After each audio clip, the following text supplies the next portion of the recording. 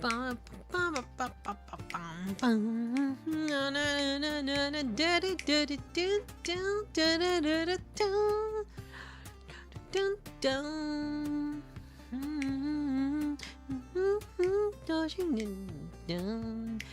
Maayong. Boo-doo, bum, bum, bum, bum, bum. Ba-dum, ba-da-da-da-dum. Let's get people here. Da-doo. Test me, nobody could not tell me, na na na na na na, chase me.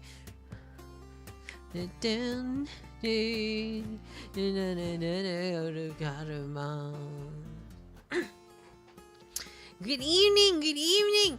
We are testing out today Naura's new absolute masterpiece. It's gotta be a masterpiece coming from the Needy Girl Overdose guy. We must believe. We must believe. I'm dumping all my faith points in this. I'm dumping all my faith in this. There's only one way to find out if it's good. Well, we'll start a bit later. Not right now, not immediately, but you know, apparently it's quite a bit more raunchy. Yes, we've got a new chat. looks quite a bit more punchy, doesn't it? Looks much more how do you say, substantial. All I know is the girl will never be a better sister than Hori. Oh my gosh. How oh my gosh, my angelic power has gone my angelic power has gone up from that. Thank you so much. My angelic power has increased. It's thanks to your faith that I'm able to keep my wings clean and fly to places outside. Thank you. Whew. Let's see just how good of a little sister she is, can't we? Me, the wings are powered like King Icarus. Kid Icarus. Dude, are you talking about Kid Icarus Uprising? The one where like Palutena kind of flirts with the little boy? little Shotokan and Palutena? Alright. How do I know this? I don't know. They kind of took it out of the English version, but like you know Palutena is like kind of freaky like that, you know? A lolly goddess flirts for them too. Oh, I see. Good evening.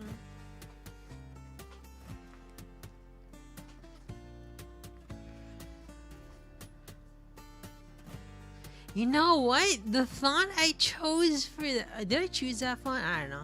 The font I got for that chat box is pretty nice.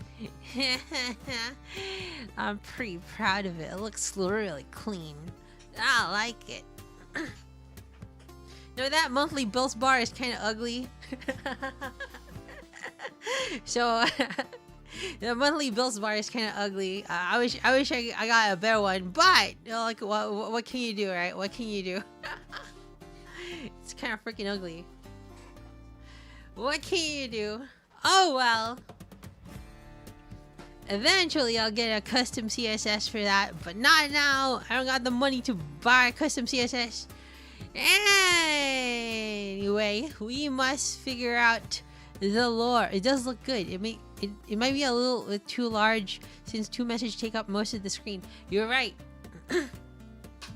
It's too large, but it's okay. It's okay. It's good. It's good for clipping. It's good for clipping, cause like then clippers can have more things to clip on per like, cause they can just go back to the time where it was shown, and they could just get the entire message out rather than a tiny ass box. At least that's what I thought. Hello, Hindaro. Good morning. Are you here to watch us? Are you here to watch us sanctify this sister? Purification.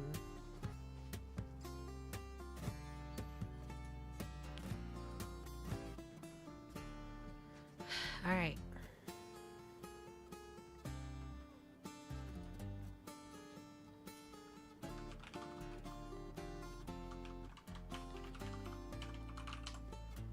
Alright, let's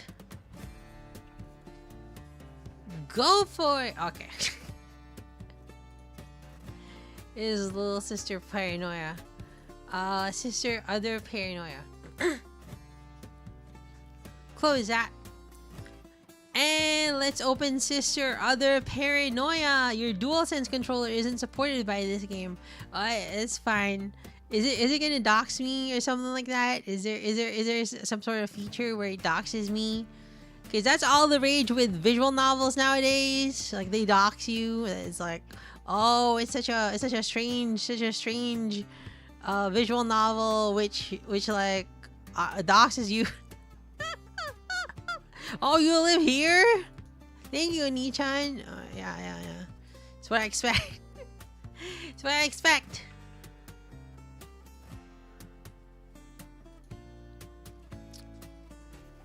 Okay, it's not, there it is.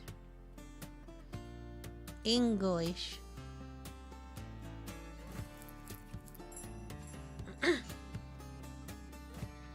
You, the player. Or should I say, work PC. It's funny.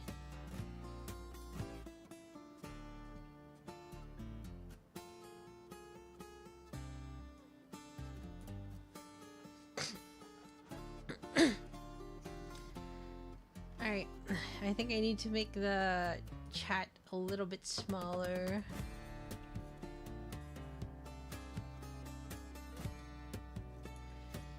Uh, 500.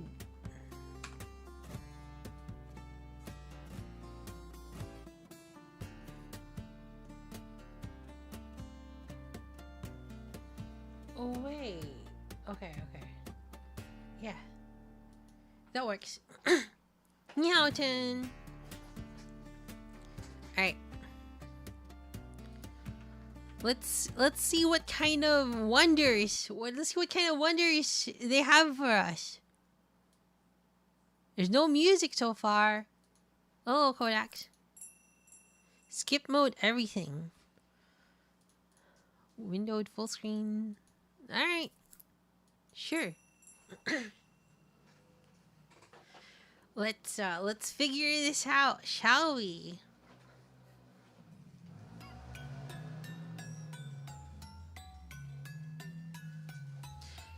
Human relationships are complex and mysterious. Even a guy like me occasionally gets approached by someone. Just like him. Just some random boy from my class.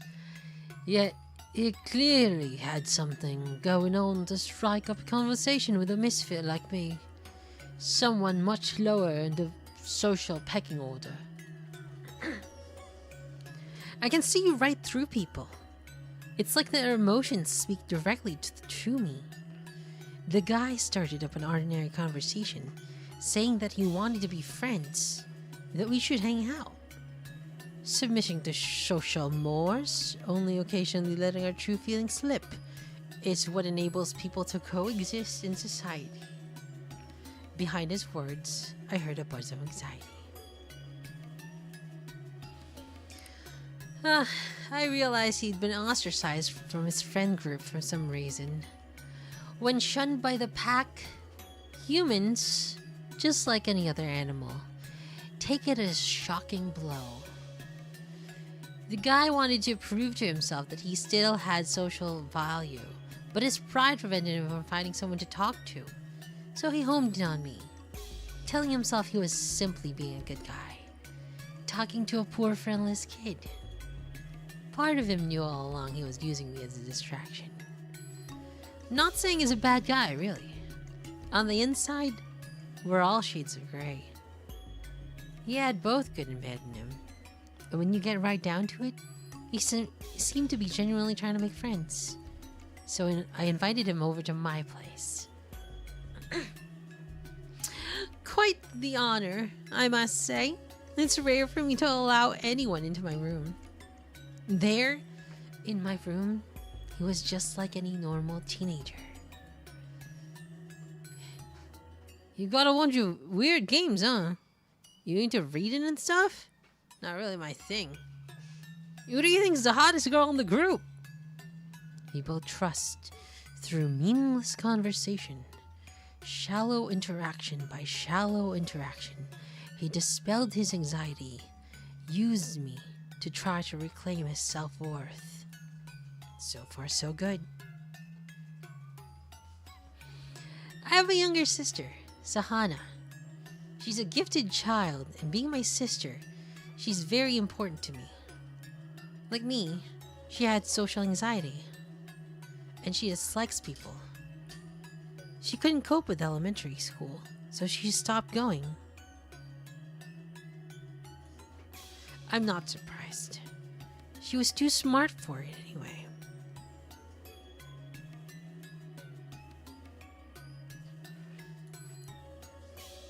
So Sahana came to my room. Though she was startled to see my visitor, she put on a brave face for my sake and made an effort to join in for the conversation. He wasn't a bad guy, but I guess he just tended to say what popped into his head. You should go back to school. You can't both be gloomy shut-ins. You'd have so much fun out there. Sahana faltered beneath the barrage of platitudes. So nauseating it would make you hurl. She burst into tears. She couldn't cope with this disaster that had struck her own home, which, unlike the classroom, was supposed to be a safe space. The stupid things he said. The tears sliding down Sahana's pale cheeks. It all set my nerves dancing on knife's edge. Adrenaline surged and my mind focused. Turns out, when I read someone's emotions in such a state, I see even more than usual until that moment. I hadn't realized that my sensitivities pushed onto abnormal territory, making me an aberration in this society where keeping up appearances is everything. What I said to him was simple and obvious, but seeing the flow of his emotions so clearly, I wielded my words like a scalpel, slicing away at his self-delusions.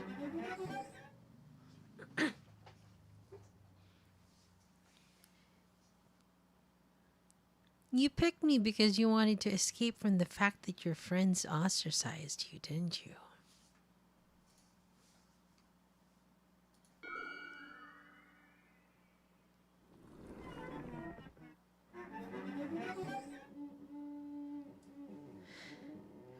Ooh, interesting. These are the choices. Hey, Neon. Hey, Chad. Thought you'd scheme your way into the inner circle. Found some scraps to flame, but it all fell apart.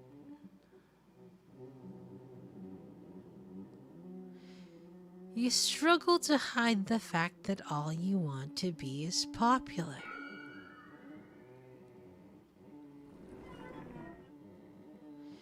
You act tough and fake that smile, but you have no confidence in your own abilities or appearance.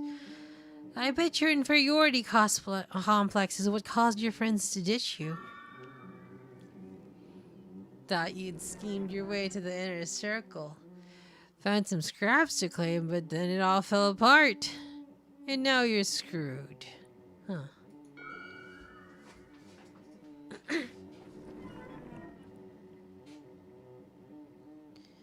His eyes rolled black into his skull. When he tried to form a reply, it came out in a canine growl.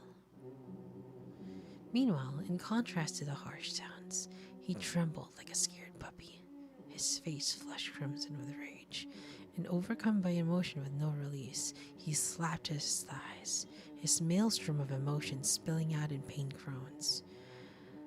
I guess that's just what happens when the softest part of a person's mind are sliced open. You're a sneaky, disgusting piece of shit. Then he jumped out of my bedroom. There was a dull, wet thud that I wish Sahana didn't have to hear. He didn't die, but they expect he'd never fully heal from the injuries. School decided that we must have been horsing around. He got carried away, and he fell out the window. It never occurred to them that I could have talked him into it. I'd always been a loner. So when my class shunned me after, nothing really changed. Life is suffering anyway. Sahana simply wrapped her arms around my head and stroked my hair. It's okay. You're okay, Nishan. I can make people kill themselves if I want. I can commit murder without suspicion. At some point, I stopped leaving my room, choosing to stay shut away with Sahana instead. Time flowed on, leaving us behind.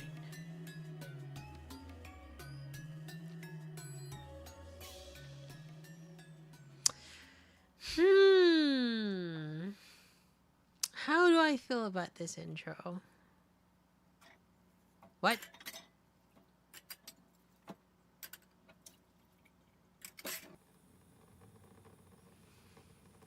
Interesting. Okay. Mixed media.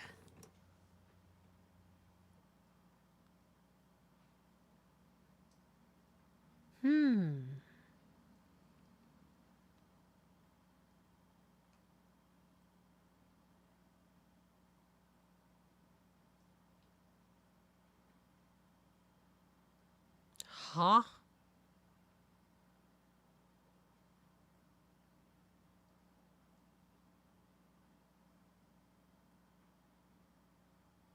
I am a sick man. I get it. Where do I think I am? Dostoevsky? Everyone's sick in this day, but they're all slaves to social media likes. Penning their misgivings in the giant underground of the internet. Not that the real world is any better. I detest both the online and the off. I hate it. I hate it. I hate it. It's mentally draining to be so negative all the time. Time to think about something a little more constructive. Shall we put on a little background music? Music can influence your mood, you know. I do have a sophisticated side as well.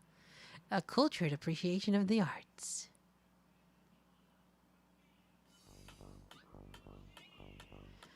By the way, do you know what a panopticon is? It comes from the Greek word panoptes, which means all-seeing. Probably doesn't help much, huh? Imagine you're building a facility for segregating prisoners. You build a warden's watchtower right in the middle. I know what a panopticon is. This makes them paranoid they're being watched 24/7. They all monitor each other, quite the devilish invention. So social media has been called the modern day panopticon. Okay. Who says that? Who says that? Who calls social media a modern day panopticon? It's a you can literally just turn it off. You don't need to be in social media. I mean, like I get that, like you have to have some measure of it in your life, but you can turn it off. Everyone's watching to make sure other people aren't getting too full of themselves, and the moment anyone makes a misstep, they're roasted to hell and back. When any nail dares stick out, the whole world descends to hammer them down. It's true, though. It's true. We're in a prison, see? It's grotesque. Both the real world and the online are prisons built from human relationships. I'm sensitive to people's emotions. I don't know why, but I can practically read minds. No, it doesn't really work out with the internet. Okay, let's take a look around this prison. Are those iPhone 13s? Is it a visual novel? Yeah, it's a visual novel. The artist posting cutesy drawings. Oh yeah, she's fishing for guys. Okay. Like, it could be any more obvious. This cute shit is all a facade with nothing substantial behind it. You can tell by how shallow her sense of self is. When you get down to the details, reading minds is pretty unimpressive. It's similar to a social mechanism. You'll see if you look at her private or sub accounts, most of her followers are men. She tries to act like it's a 50-50 split, but you'll see that her male follower rate is strangely high, especially given how she presents her main account. Her need to present a superficial scene of cuteness is a result of the pressure of the panopticon. It's like the final compromise reached to prevent anyone from getting ahead. If anyone got wind of her thirst for male attention, haters would come down on her like a pack of wolves. Bravo! The female prisoners are all superstitiously picking into one another's cells. Real! Oh my god, it's so real, dude. It's so real. VTubing, baby! VTubing, baby! Let's fucking go! It's an unbreakable bond in a sense. The guy posting selfies who thinks he's got Riz. The expert breaking down online drama. The anime PFP. Alright. I'll get him. The guy posting selfies. Wow, look at all the likes he gets for photos of himself. His hair is dyed a crazy color. You think he's trying to draw attention with it, right? It's a warning color. It's there to scare people off. I can forgive you for thinking he has the opposite intention. I mean, look at the numbers he's getting. You might consider him an attention seeker, and that is part of it. But it's about selection. Hey, I only really want to associate with people who really get me. Someone with more confidence, someone who's comfortable in any company, wouldn't go out of their way to look so garish. Look at the poems he posts with his pics are so cringe. There's no art in this lifestyle. He's just desperate to convert his youth into money and cachet before it lends out.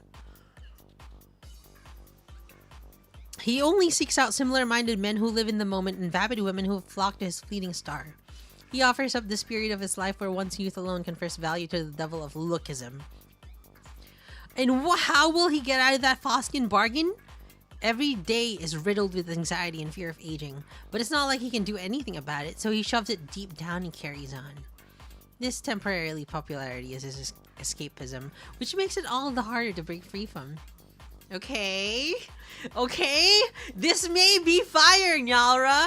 You may be writing fire, Nyalra. The corporate drone. This one's lost the will to even attempt to cry for help. No one's life is dominated by such bland, inoffensive content. If he was truly fulfilled, he wouldn't need to look online, or he'd post more openly about his accomplishment in relationships. But he doesn't even have it in him to reveal the depressing realities of his life. I mean, it's pretty pathetic to see a grown adult complaining. And what's the point in sending out a distress signal when it'll only make people dislike you?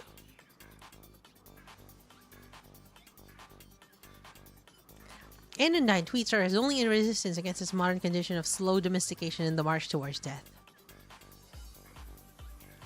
A few responses from old online acquaintances are his lifeline. He's making the most of what social media has to offer. Such connections are faint as spider silk. Okay. You think I'm no different, constantly complaining? Fine by me. It's an author's job to rant and rave at the world. I'm working, laboring in this stinking, rotten, ugly world. I'm doing a kindness by critiquing the drivel these people spew. This protagonist is I don't dislike him. He's certainly obnoxious he's certainly obnoxious, but we'll save the anime PFP later. They're the proverbial frog in a well. Unlike the frog's perspective, the unpleasant gravity well of social media is vast. Does the self-important frog not even attempt to make a jump for the outer because it's happy reigning over this vast little kingdom in the well? It's more efficient to survive on slimy bugs at the bottom of the deep dark well than to suffer under the law of the jungle in the predictable unknown world outside. If we're talking about meaning, there is none. Like the nighttime croaking of the frogs, they speak on things they know nothing about. Ribbit, ribbit. They're loud enough that you can't quite ignore them. But they have little other effect, either positive or negative. Though perhaps you call their friends to them. Ribbit, ribbit. Usually it's the male frogs that are accomplished singers, and females, well, captivated by the sound or drawn to them. As for the human frog songs, you've heard them. So, denying the meaningless and eventually everything becomes meaningful. I mean, the frog in the well can provide some sort of distraction. Not for me, but I guess some people live like that. They don't give a shit about the actual problem. All these people really want to do is trauma dump or self-abandon, or both at once. They blame the opposite sex, or sometimes supposedly weaker members of their own sex, for their past trauma and their warped sense of self that comes from being ignored. Everyone's too afraid of addressing their own sins, and even if they wanted to, it's already too late, so they try to avoid taking responsibility for their own lives. Well, you've got a tough road to hoe. Imagine if someone ever told them that's life. Full stop. They'd be fucked. They spend their whole lives looking around the prison, taking joy in other people's failures, swooping in to take the head off anyone who lets down their guard, then displaying it upon the rest of their trophies. Bunch of revolution addicts. Nothing satiates the masses like the moment the guillotine comes down on the neck of some self-important asshole.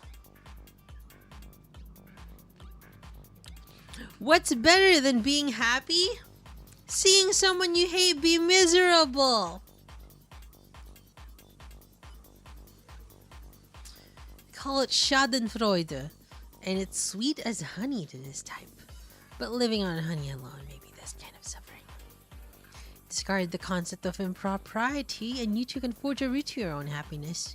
These people are marathon runners, sprinting towards a vast ocean on the internet, towards an instinctual source of pleasure. In between their grasp for air, sometimes the truth will slip out. A quiet plea. Say it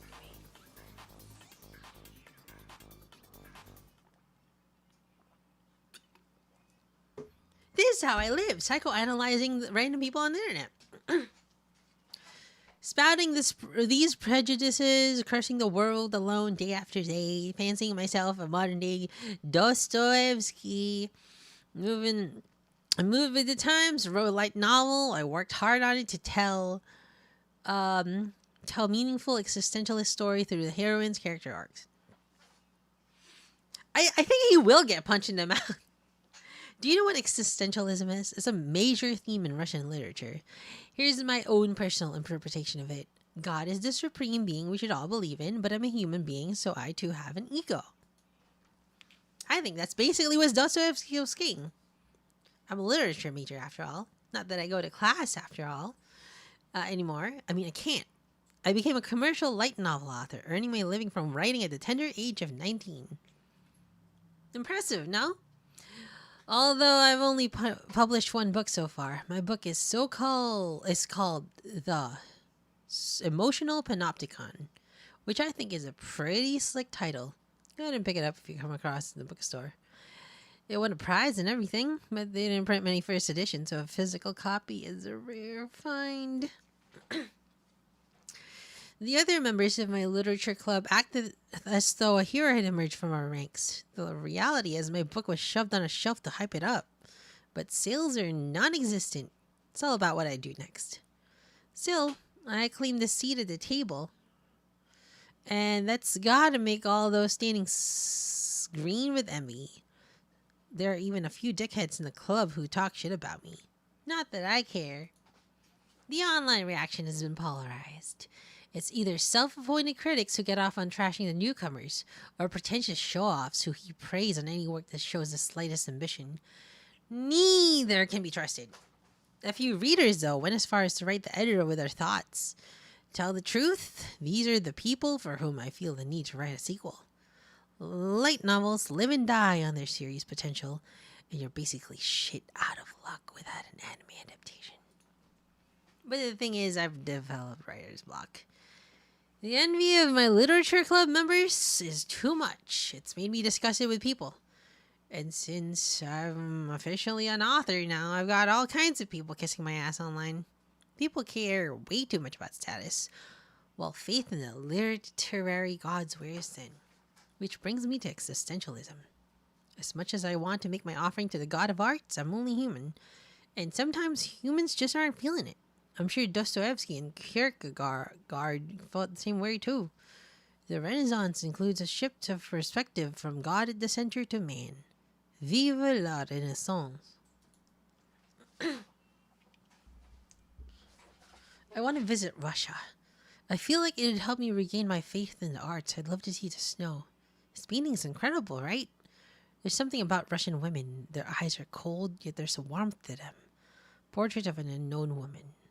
Portrait of an unforgettable woman. The Russian Mona Lisa. I'd love to visit the gallery one day in the flesh. It's fucked up that no one can visit the Hermitage Museum because of their war shit. What? Is that in the modern day? Yes, that's humanity's loss. Though, I suppose that's not where the portrait of an unforgettable woman is anyway. Details. Anyways, it breaks my heart that art and culture are being destroyed by stupid egotistical shit like wars and petty relations of humans and their little cliques and on social media. I'm not just venting my frustrations at you because I'm not making any progress with volume 2. It's not it, I swear. Don't judge me by the blank page. Once I type one word, I'm off. Alright, the whole thing in one go. To me, there's no difference between one word and 100,000. So loud. Seriously, the whole world is filled with noise. The moment I step outside, all these strangers feeling wash over me. It's so fucking loud. Everyone's always thinking about some dumb shit. I can see the bullshit and I hate it. That's why I have to stay secluded in my room. Woe is me. It'd be so much easier to cope if people just thought about intellectual things. I want to punch this guy so bad. Their brains are just filled with crap. Short form videos and Netflix and dating apps and X-rated ASMR. Too real for you? How about you go take a look around at God's green earth? You're so fixated on that little screen in front of you that you've lost touch with the sublimity of the natural world. Is that too big of a word for you? Let me break it down. I'm talking about touching grass. What is going on? What is going on, Yara? Are we fighting here? Do you want to, you guys, you want to fight? You want to fight, Yara? Yeah, this wet behind ears light novel author is telling you that your life is devoid of poetic beauty and natural vistas. Ironic, huh? Anita.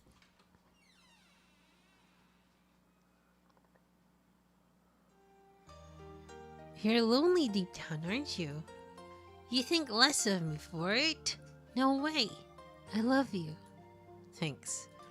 But I don't like to see you miserable. It's just how it is for authors. No creativity without pain. No, that's not the reason. You're intoxicated by your own noble suffering. You've made misery your identity to the point that you're lost without it. You know that life is hard. So you intentionally make it harder for yourself because you think that'll let you run away from other bigger problems. You're hardly one to talk when you're afraid to go to school. It's not that I'm running away from school. I want to be with you, Oni-chan. Always and forever. Really? She's right that I'm running from something. Aren't we all? People can't deal with reality 24/7. And by that virtue, I became a warrior the moment I submitted in my light novel. I'm not hiding in the literature club room joining a wound-licking circle jerk. I'm on the battlefield, armed and ready, preparing for my next skirmish. You're coming up with excuses in your head again, aren't you? Can my little sister read minds too? You blame yourself and you blame other people. Then your mind goes off chasing excuses. But truly weak people don't even look for excuses. Somewhere deep down, you're trying your best to have compassion for yourself and other people. That's what gets you stuck thinking in circles and brings you down. It'd do wonders for that depressed self-consciousness of yours to just let it all go. That's why I'm here for you.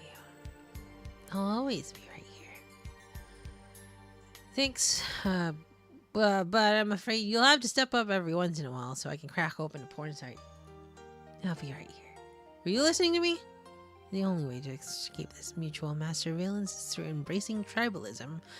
I'm talking about primitive relations like blood ties. Being siblings isn't the only form of human connection. There's also all kinds of ways to connect with people, like friendships, romance, and stuff. Maybe somewhere out there, but not for me. You say that most everyone is a frog in a well, but you're an author in your room. I'm not just holed up in here pretending to be an author. I've actually published something. I get royalties, enough to live on even. Then it doesn't matter if you're not writing. You can be happy if that's what you want. My only joy is in sublimating misery.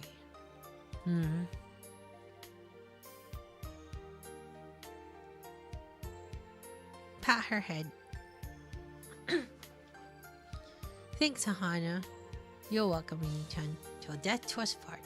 Then how about we die right now? Not yet. You still got a lot left to write. Good night, Mini-chan. Night, Hahana. Hope you have sweet dreams. Here I am.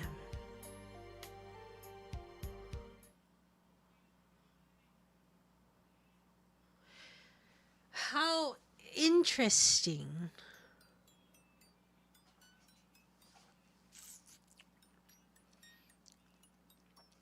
How interesting. How interesting. This is a very, very, very, very interesting visual novel. Very, very interesting visual novel. I've always been one step removed from the face of the world. I couldn't stand its rotten stench. I unconsciously trained myself to take a bird's eye view of the universe. How did I see my parents? A pig and a kappa. Vanity wrapped up in the stereotypical trappings of middle age. Pudgy white-collar worker who throws his weight around to hide the fact he had nothing going on for him behind his position at the company. My mother, a nympho who drains her husband's meager earnings, still desperately seeking flattery from men despite being old and washed up. Jesus Christ. Even as they rip each other to try to stay in and day out, they stay together for the sake of appearances, leaving my sister and I caught up in the middle of their disputes. Neither ever found the courage to take the kids and leave. I wonder why they're even alive. What are they living for? The life seems to be working, drinking, betting on the ponies.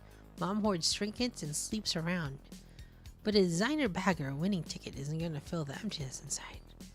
It's a process, something you work for your whole life, not something you achieve your whole day. They're the kind of people who want to save face in front of kids. It only creeps them out when I say such things to them. I think that life is about finding meaning. I mean, anyone can simply exist. That's not what I'm talking about. There's no inherent meaning there. Being here on Earth just means your parents follow their base instincts, the goal to reproduce, God's commandment. I highly doubt God imbues each sexual encounter with divine meaning. Being born is a coincidence. Some people attempt to find meaning in their existence, however, and there are those ones like me who end up with a pseudo-intellectual bent and a career to match. So he's self-aware that it's pseudo-intellectual. Those people who go around saying they want to be a writer while never doing anything to make it a reality aren't actually interested in finding their purpose. Those people are content with their lives such as they are.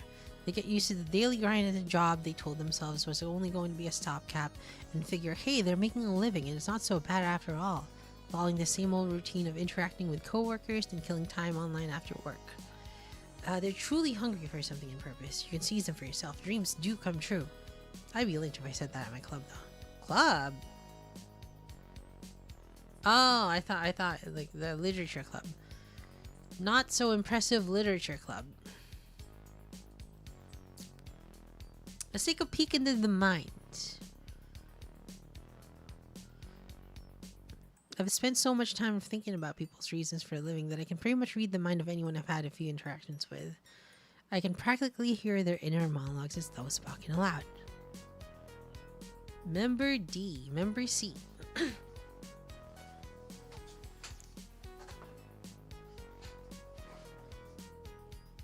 Alright, Member D. He likes literature, writing, criticism, and hanging out with the group. He participates in it all up to a point, but his heart's not in it. His critiques are fine, literature guides aren't exactly in high demand, but he has a decent chance in finding employment. He's not driven, and he has a complex about that. Sure, he wants to be a writer, but he doesn't have the passion to devote himself entirely to the craft. Given the chance, he'd much rather go out with his friends. When we're making a zine, he might pull an all-nighter for it. He skates by on this level of commitment. We generally like his writing, but we all know he's not good enough to be published. Vaguely, he had hoped that even so, maybe he could become a writer. With his natural talent to get by, he might accidentally strip through that gate. But little by little, precisely because he is perceptive, he realizes that the drive possessed by the real ones is nothing like this. And so, despite thinking of himself as the kind of guy who can do anything he puts his mind to, he's given up on the idea, knowing that he'll never be able to dedicate himself to something to the exclusion of all else. He'll graduate with a mixed bag of happiness and unhappiness, topped with a heaping helping of existential dread about a life filled with mediocre accomplishment and the rare fluke of a solid showing and no clear game plan. I suppose that's all you can expect from the average university student anyway.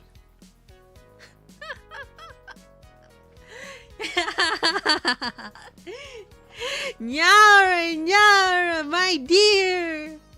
Nyara, my dear, you are cooking once again! Perhaps I underestimated you, Nyara.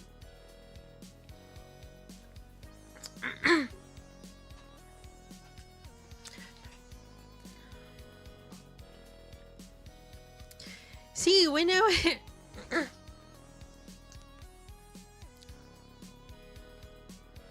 he's not role playing here. He's not this guy. He's the main character is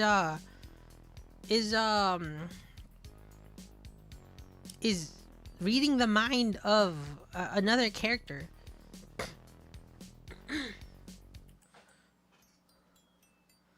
Don't misread this as a blog post. This isn't a blog post.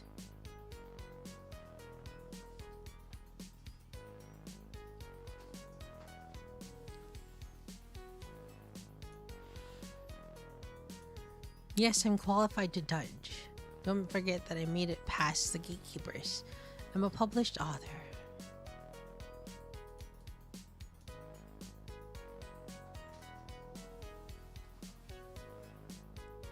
That was really good though. Alright, how about you? I gotta read this.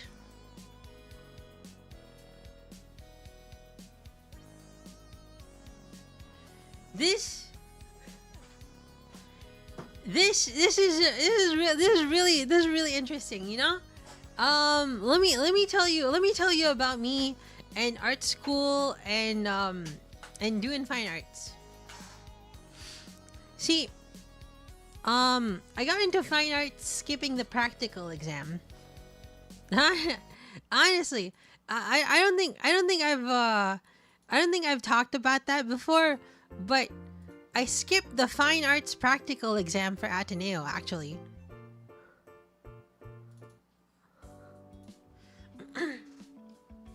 I skipped the fine arts practical exam and I didn't have to. Why? I don't know. For some reason I didn't need to do the practical exam and I was just allowed entry into the program. And I thought, wow, I don't know anything about art.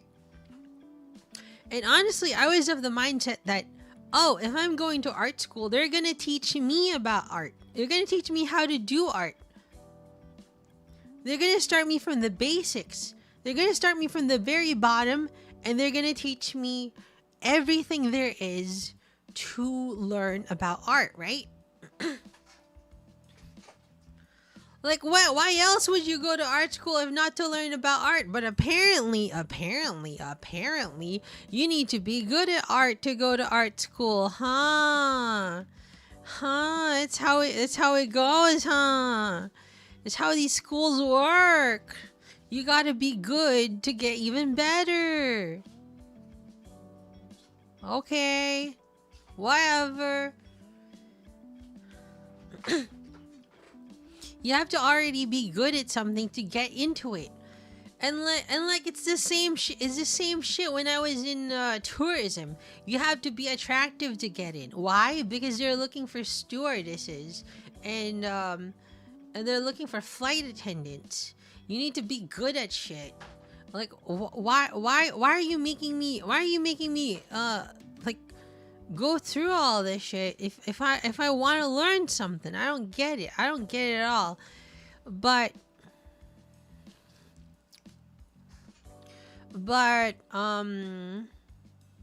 how do you say, what's the point of colleges? Well, they're just there for you to get a degree. I mean, university is a little bit more interesting, right? College isn't base level, so I think I know, right? But like, when am I gonna start? Like that's the problem. Not everyone is given this space as a kid to explore their capabilities or to even have a base level of anything, right?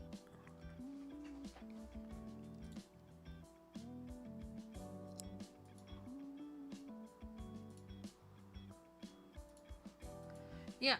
Not everyone is given a base level of a space, both mental, physical, and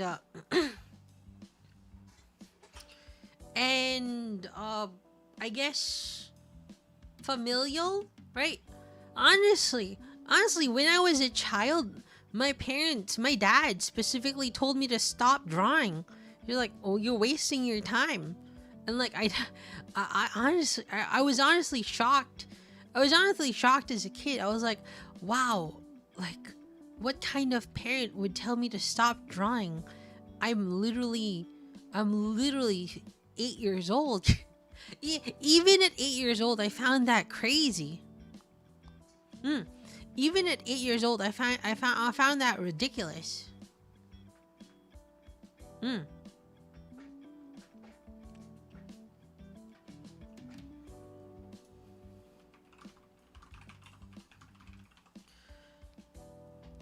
And many times during my life, my mom and dad told me I got no future in singing, in art, in performance and stuff like that. I got no chances and stuff like that. They told me a lot. It was told me that a lot. And I thought, I felt very bad about it.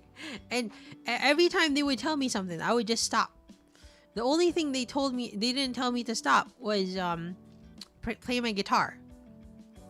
So I value the guitar a lot. Even though I'm not that good at it anymore, I still really like playing that. Hello, line. See, I didn't have my room. I didn't have a room. So how could I practice voice acting? How could I practice any sort of self-confidence kind of earning project? There was nothing that could lead me to I guess develop as a person and therefore become a decent VTuber. It's what I think all the time, you know, like a decent creator, right? A decent creator. So when I get to college, right? When I get to college, I got to Ateneo, and everyone was so talented. On the very first day there, we had a live show. Right out of high school, there were women, right? There were women playing their solo electronica sets or whatever, like composers that would later leave the program to pursue a music and career, and they would be pretty fucking big. And that was during the opening night. I was like crazy. I was crazy, exploded. And anyway, the people had art circles, people had collectives, people had bands. Everyone had something to them. And maybe it's my mistake to have gone to a school of like the greats, the best school in the Philippines. I didn't think it would be like that. I thought we would be great at study. I didn't know they would just be great people overall. I didn't know they would be like really cool people. And during that first semester, you know what I did? I took 4 hours each day just drawing still life. I got pretty damn good at drawing still life. I got pretty damn good at drawing still life. And then later on, right? I would think, okay, I'm gonna draw portraits. I'm gonna draw in still life. And then I realized that shit not useful. That shit's not useful. Yeah, sure. I got like some sort of self-confidence from it. I got the idea that like, oh, I'm kind of somewhat competent at this, but I was not good at graphic design. I was not good at drawing. I was not good at the anatomy. I was not good at color theory. I was not good at any of these concepts that everyone has apparently learned for the past few past few fucking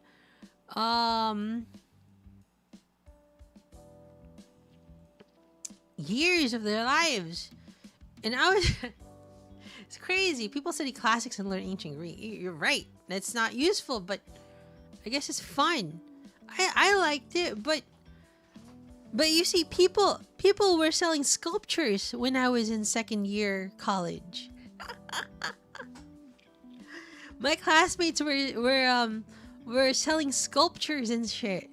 They were doing exhibitions in museums. It was insane. So I realized at one point when I had a friend, she became an Adobe fellow. I was like, bro, we're not even past college yet. You're already partnering with Adobe. It's crazy. Anyway, I realized just how far below I was with the grades and how terrible my skills were. Come to think of it, it was not COVID that prevented me from getting a job. It was not the missing. It was not the wrong. It was not the wrong email on the business card that cost me a job. It was probably a lack of skills. It was probably a lack of skills.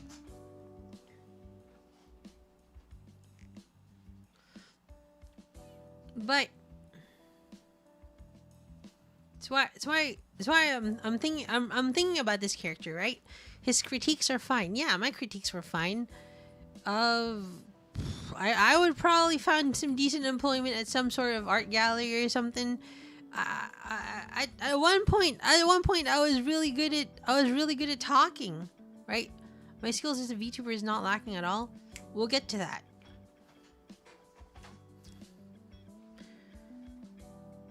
Yeah, I might pull an all-nighter. Skates by on this level of commitment. Yeah, I pulled a lot of all-nighters, and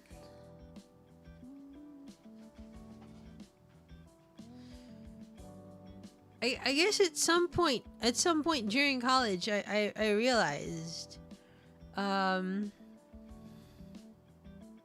you see, there was one time where the school selected maybe 20 to 30 students in the batch. They were selected as the artists of the batch. They were sent to the mountains to train with a mentor. Well, multiple mentors. They were assigned different mentors. And they studied a bunch. They studied a lot. And upon coming home, they kind of were different. They were different as people. They were different as artists. They were different from ordinary students like me. It was like they were hardened, and they went through a whole bunch of experiences that I could never hope to understand.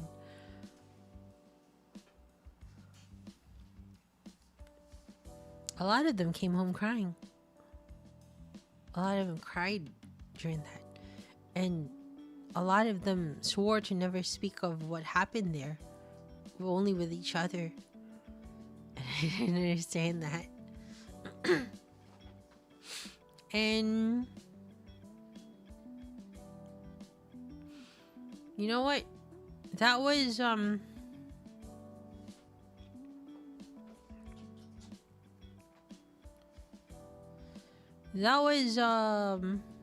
the time where I realized it's a very big gap between the layman and a real artist. I guess you can still do art things if you want. Yeah, you're right. I can still do. Was it the same number of people? Yeah, of course. But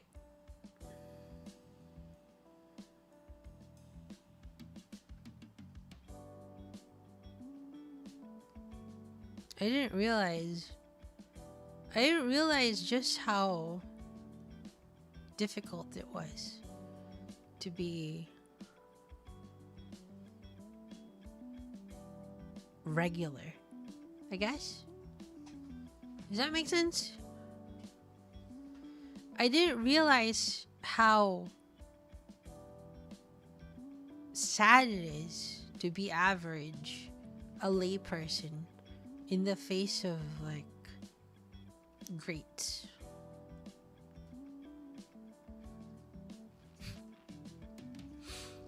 In college, you will meet people who will reach great heights. You will meet people who have already reached great heights. And you will understand just how ordinary you are. Either that or you become one of those. So good luck to you. Art takes a lot of dedication though. You're right. I don't have the dedication for it. Maybe at one point I was really data to information to analysis. That was the three things. I was really good. I was really good at taking data, converting it to information, and deriving analysis. That was some of my that was really great. One of the last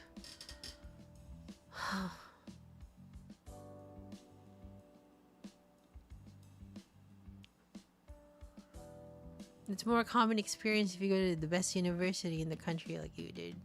Maybe. You see,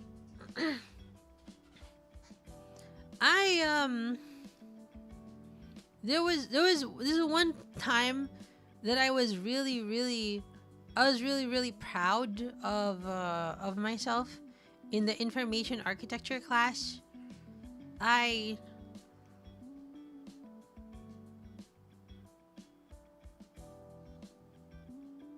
got in. I did my presentation. There were like 5 judges. And they all said, I wouldn't pick that color for those. I wouldn't pick those colors for that graph. And I was like, oh. I was like, is the person who made this UI the same as the person who made that graph? I was like, yes. Yes, ma'am. And I was like, oh, you need to learn more color theory. And then otherwise, we've got no questions. That's it. Bro, my fucking project had no questions by the panel. Other than ugly ass colors, which I was never good at. I felt like a god. I felt like a god at that point. I was just really good at study. If you study enough, you can do lots of great things. But even that is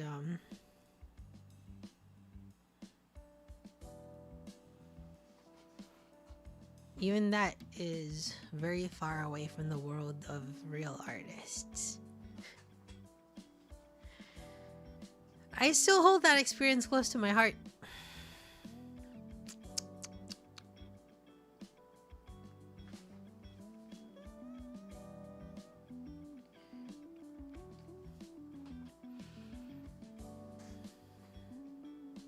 You see, now pulling it back to a little bit sadder of a little teensy tiny bit sadder of a sitch, right? A little bit sadder of a sitch. Let me pull up the game.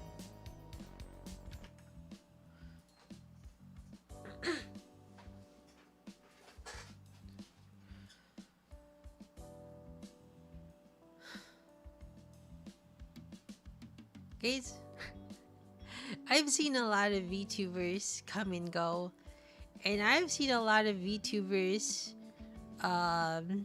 get big very fast.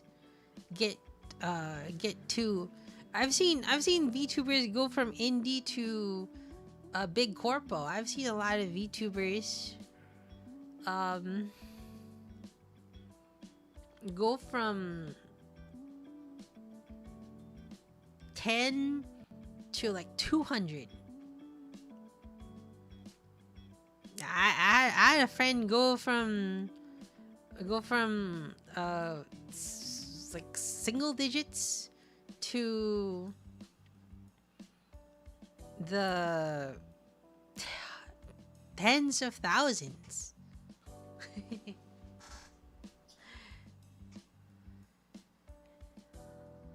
And I think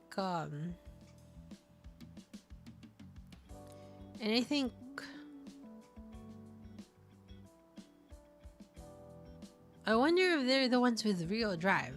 Is how I feel. Is this like is this what real drive looks like?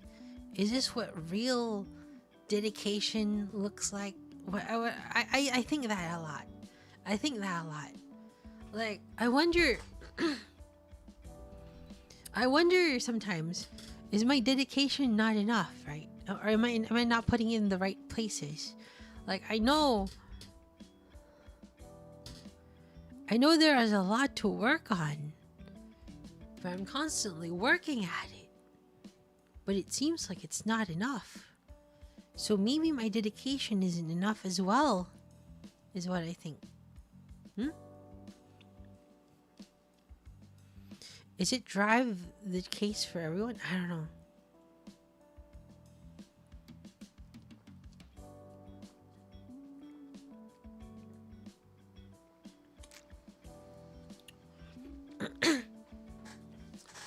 It could also be hitting the right niche and working smart versus hard. Maybe. Oftentimes I think I don't know what I'm doing, you know?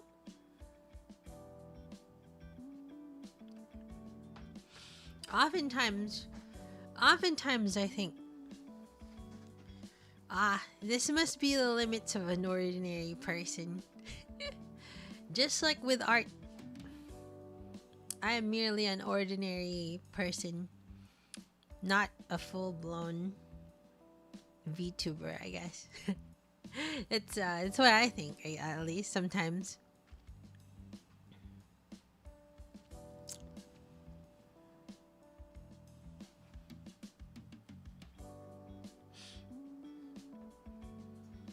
Hold on. Give me a minute.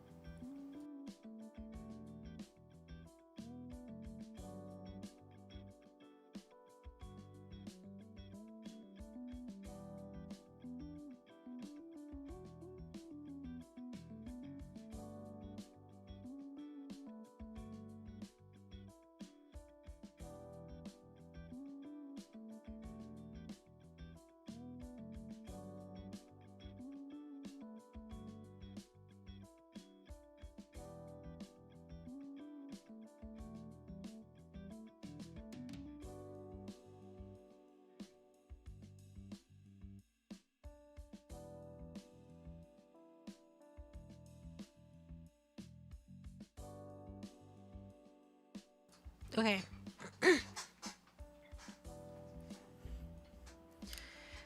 I think you could always min-max. Even if you're not the best, being good could often just be enough. Yeah.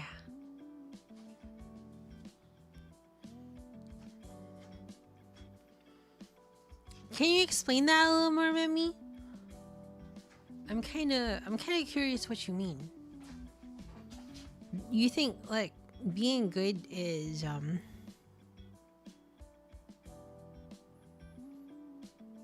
like enough to meet the threshold? The threshold, huh? I don't think I would watch an ordinary person. Sweet. Thanks.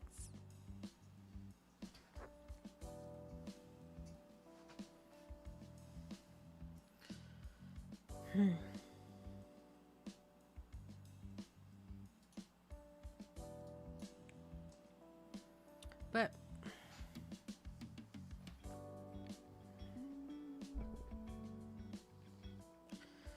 I'm not the best at what I do, but if you utilize your resources properly, it should be enough to do what you want.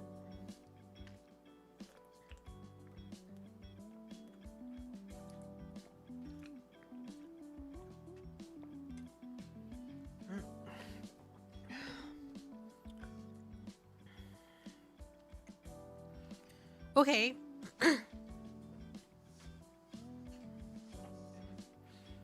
Top 1,000 can earn a living if you play your hand well. Yeah. Yeah. You're right. You're right. You're right. I'll keep this around. Thanks. You know what? You know what? I might not be naturally gifted.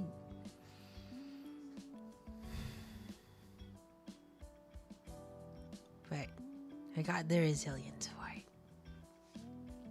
Thanks. Let's continue, other sister. Sister other.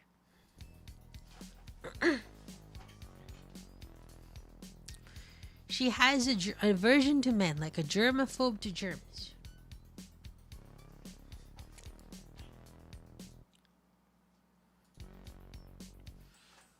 Thus, she reads books that have gender as a central theme. She takes pleasure in the consistency and routine of the club meetings, sharing her insights as far as her thoughts on her pet theme. Strange. Her identity now revolves around delivering her insights on how a work depicts women, whether they want to hear it or not. She loathes toxic masculinity, blah blah blah. They've simply avoided her because she's a pain in the ass. Once someone responded gender wasn't the only theme of a particular work, and she angrily shot back that they hadn't clearly understood the author's intent. Being overly conscious of the difference between men and women only narrows one's worldview. Follower count is just a number, but she feels beholden to the people whose attention she's garnered with her provocative rhetoric. Her success is modest, but it is success nonetheless. At the root of it all is a lack of self-esteem, as a woman who doesn't get much attention from the opposite sex. She's terrified that people will see through to that truth. The men and women in the club exist far more harmoniously than she'd have you believe. She reveals a heart bound by invisible chains. Interesting. Number A. A window shopper, plain and simple. He has no intention of becoming a writer, but he likes to think he's smarter than his peers, who spend their time gaming or reading manga, and he got to maintain that self-image, so he shows up at the club room, and very occasionally he writes some sort of critique to stroke his own ego. It's not even at the level of a high school book report, and even so, he mostly just copies it from essays he finds online. He hasn't been reading as much recently, instead spending more time on mobile gaming and webcomics. He wants to become one of those insufferable film guys. He gets distracted by his phone whenever he starts watching a movie. Which one of you is this? Which one of you is this? His type is pretty good at navigating life and might even land a job at a small publisher before graduating. There, he'll tell the young authors he runs into, I just couldn't rack it as a writer, like he's passing on his dreams to the next generation. Number B. A girl who loves literature but loves being a literature girly even more. In high school, she was one of those forgettable girls with a few prospects, but on entering college, she found her niche as a reader and suddenly shot up in popularity. If you can get really into it with her over whatever the club, if you can really get into it with her over whatever the club is reading this week, you'll be seen as the popular guy. So guys spend their dull days trying to impress her with more than a few falling for her along the way. She's a little anxious. She knows that her value is extremely localized. She's got to seize the next opportunity as soon as it presents itself. Using her current popularity as a springboard to find a man and lock down her life. Damn, okay. She's not a bad person. That's just what people do. There's a guy in the back of the room cultivating a gloomy aura with an unsettling look in his eyes. He's a real character, but he's just your average wannabe. Another young guy dreaming of being an author and a critic. Whenever I'm successful, he directs his oppressive envy at me like a laser and it burns. Hiyakawa. His name is Hiyakawa, written with the characters for Cold River. Guys as size as his namesake. They used to call him Sensei ironically because he pompously criticizes others, despite not having achieved anything. That all ended when my book was published. Now I'm Sensei. He burns with envy towards anyone he thinks has gotten ahead of him. Every day he compliments me on my work. It's so obnoxious. I want to quit the club, but now that I'm author, it feels awkward. It's the only reason I'm still here.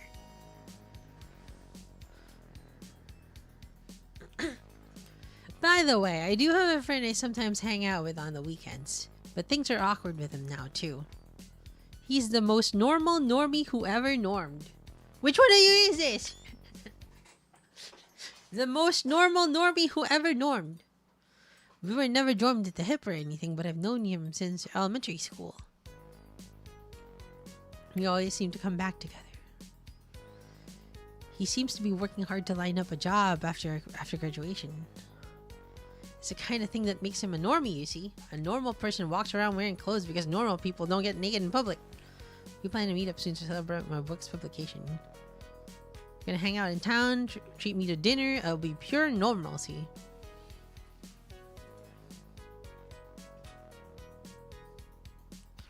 Beneath his outward celebration, frustration buzzes.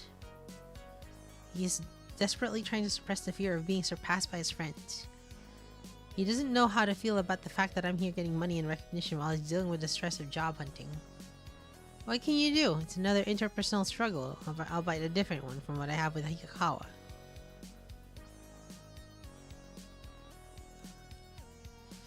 There are some things that would make people like this envious. That's what makes it so difficult. Beyond a deep shadow lies a bright light.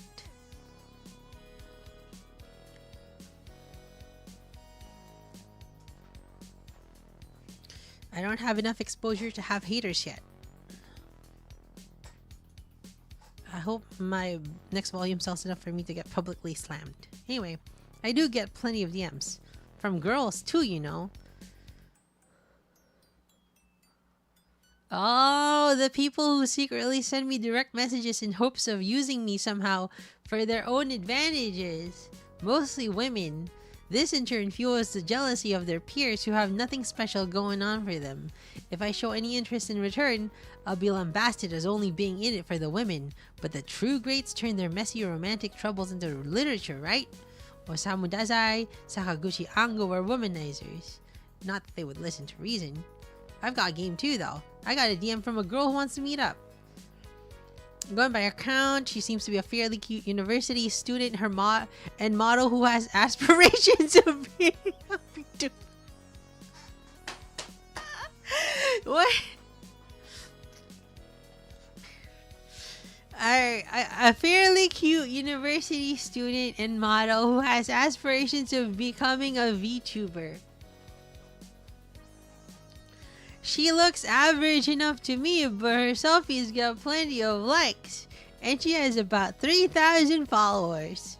She's into alternative stuff. She messaged me because she emotionally connected with my work. Of course. Well, I'll be damned. It could be interesting to take a peek inside her head and use her as inspiration for my work. I haven't even responded yet.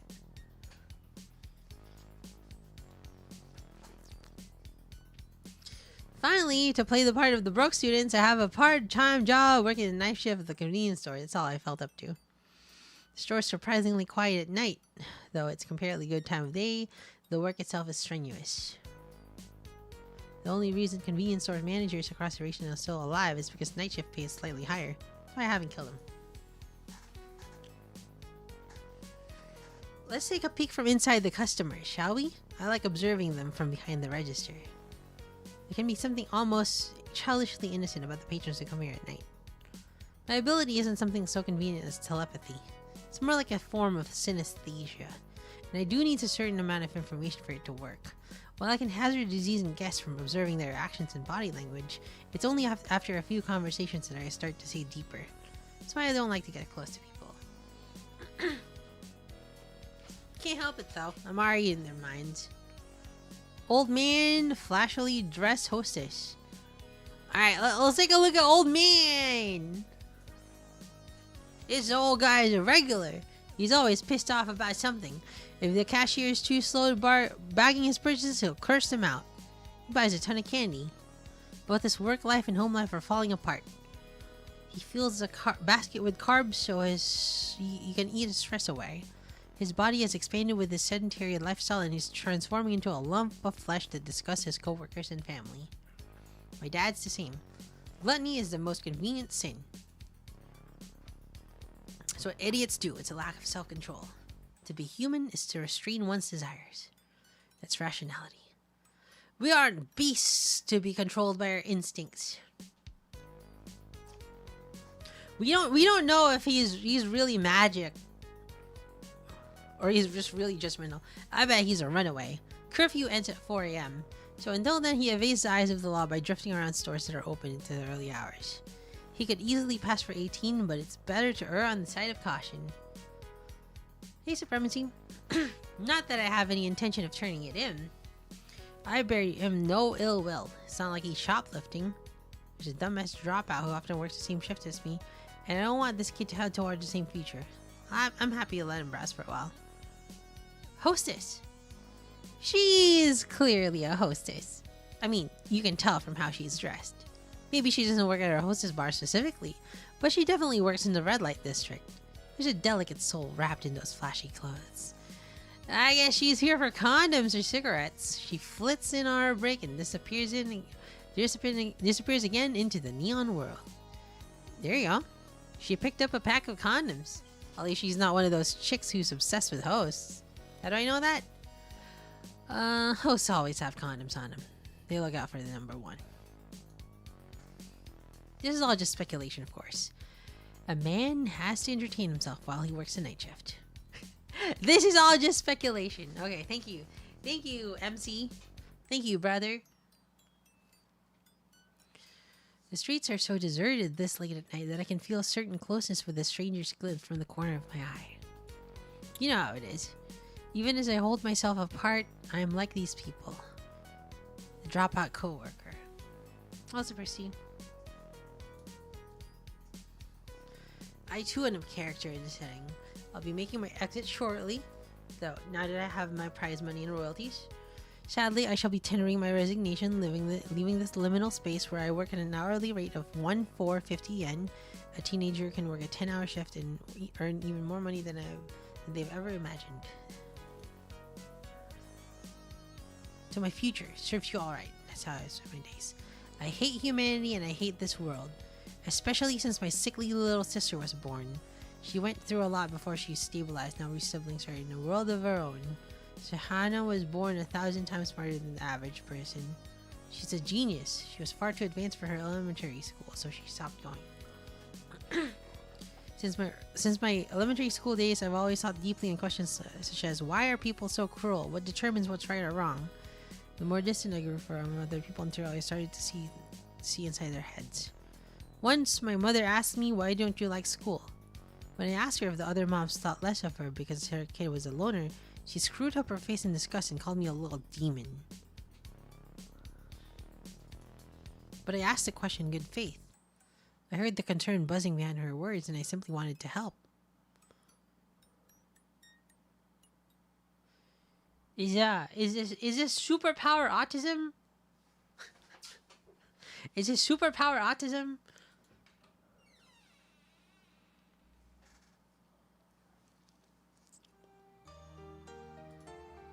Nighttime is for sleeping. It's the middle of the night. No, it actually might be autism. Except for me, I feel bad keeping Sahana up too. I don't think she reads mine. She might. Neither of us goes to school. Time kept by the outward world. She wants me to pay attention to her. She wants us to play at being a happy family.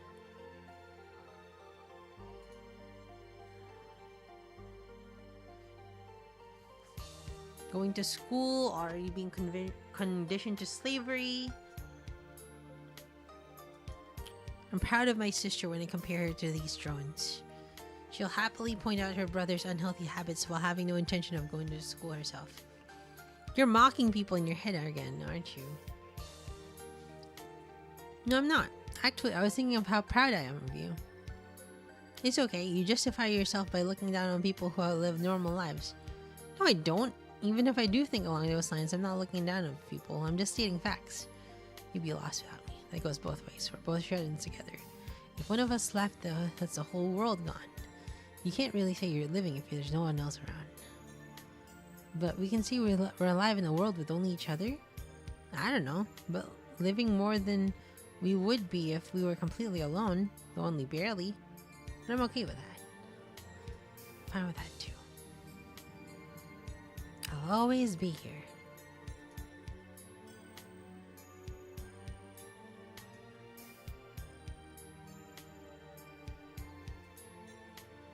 It's how neurotypicals exclude people like us before they even notice us. Those cruel people. Oh, so he is autistic. We're just committing slow suicide together, aren't we, Ni-chan?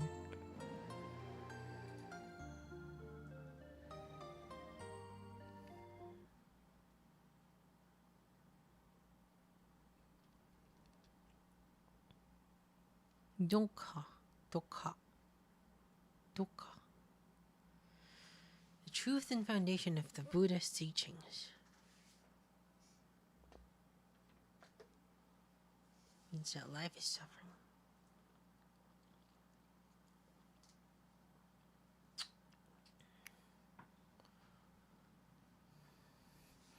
I'm a fan of Buddhism. Okay. The religion of resignation. Like, this is the way the world is. Get used to it. Things are never going to go how you want them to. Suffering is the core of life.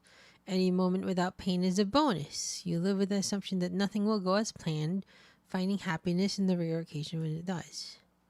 But I hate the kind of people who spend nonsense about living without expecting anything from other people. They're liars. They just want to show off, acting like they know all about suffering and truth, but deep in their eyes, you can see it. They still believe in other people. I mean, if your average person could achieve enlightenment that easily, there'd be no need for Buddhism, would there? So long as you're alive, you'll always be suffering. It's the way it is. Read a book by a famous psychiatrist. The doctor apparently concluded that the moments of peace or joy were rare and fleeting among the harsh realities of life. Well, it gives you hope, right? Everyone's suffering. It's time I made some human connections in this shitty world. Living is inextricably tied to relationships, so I'm going to power forward while I have it, a little motivation. As much as this pains me, experience is necessary sustenance for creative work. To live is to suffer. Now where shall we go? Okay, so there's actual conversations now. What? Is that a fucking monkey? It's a bat. It's a larva. Whoa. We can select a gem, bat, larva, monkey, fox. Guys, which is our persona? What do you think our persona should be?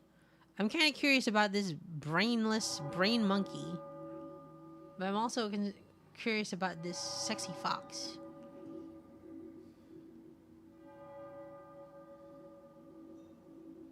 Return to monkey? Okay.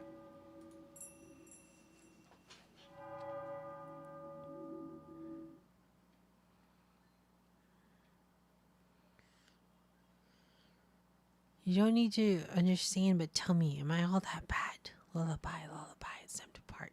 Lullaby, my jagged heart.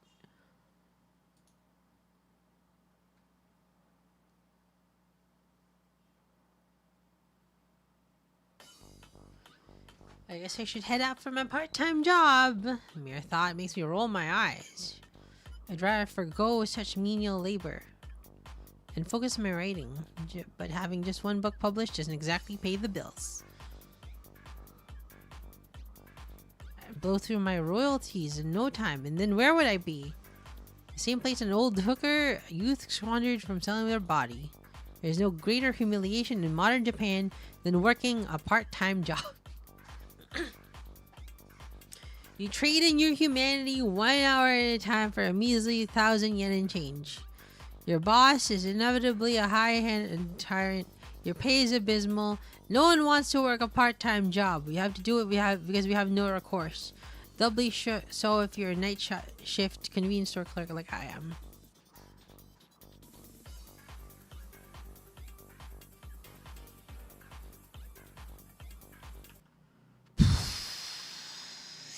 It's time to talk a little bit again. It's time to talk a little bit again. Okay, see, I've never worked a retail job. I've never worked a retail job in my life, but I've seen how sad it gets. I've seen how difficult it gets. I've seen just how much sacrifice you have to do for a measly pay. Why? Because I go to convenience stores often. I talk to the convenience store workers. I try to befriend them and have a happy, I guess, relationship with them. Hell, I even added one of them on my Stellasaur account. What the hell? I added one on freaking Steam. It's I did my best. But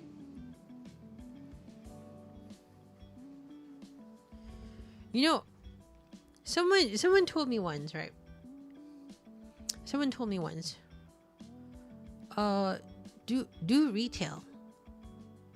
I was like, Ori, you're like, if you really need more money, you should do retail. But I feel like that would crush my soul in more ways than one, because one, the money, a lot of it would just go to traversal, like the commute.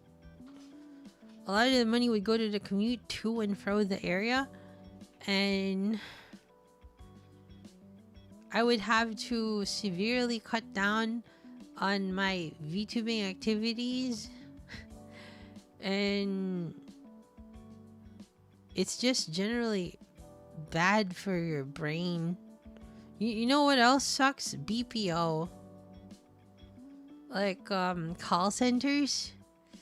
I know they can bring a lot of money. I know if you do your job well, you can make a lot of money there. But I feel like it would destroy me inside. I really feel like it would destroy me inside.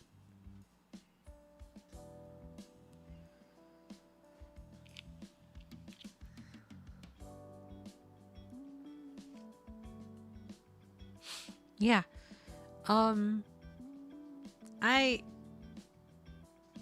It's sad. It's sad. You know what? I was offered more money at a call center than I was offered pay at an a design agency, a graphic design agency. Yeah. I was offered more.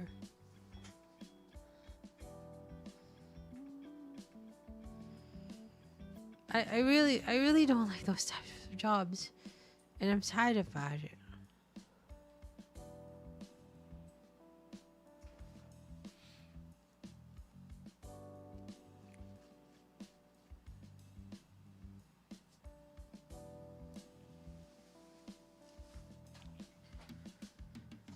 they pay more as compensation. They pay more as a wage. Yeah, you're basically trying to scam people or dealing with angry people. And I don't want that. Feels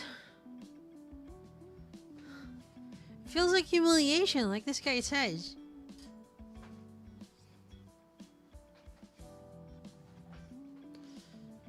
I get that it's a needed job. I get that some people have to do it, but it's hard. It's hard. And you're basically trading mental damage every single hour.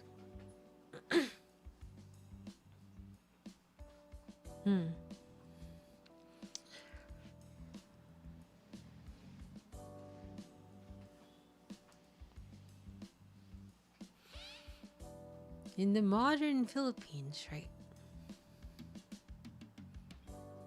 In the modern Philippines, why is it that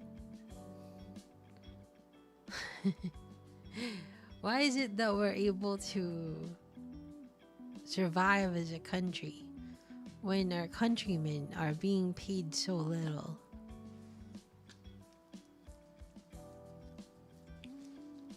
I don't understand. Back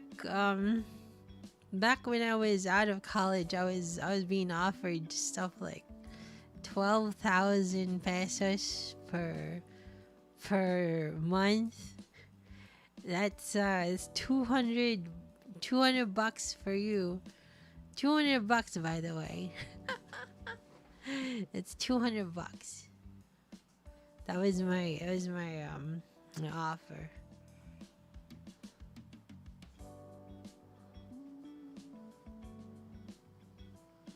That sucks, Mars.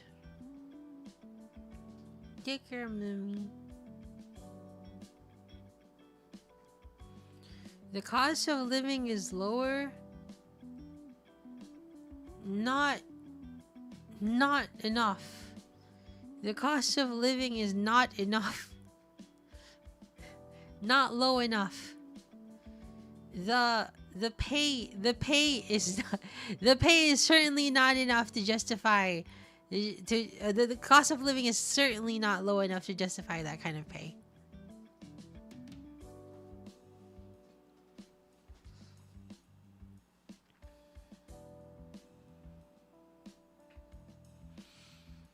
$200 is not enough to feed a person, let alone a family.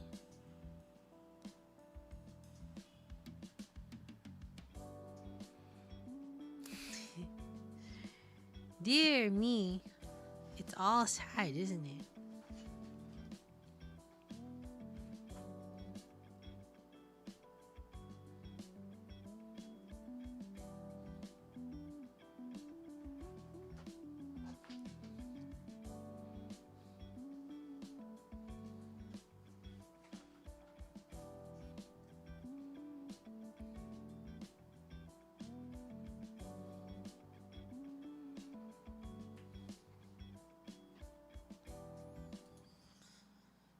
Let's go back to the game.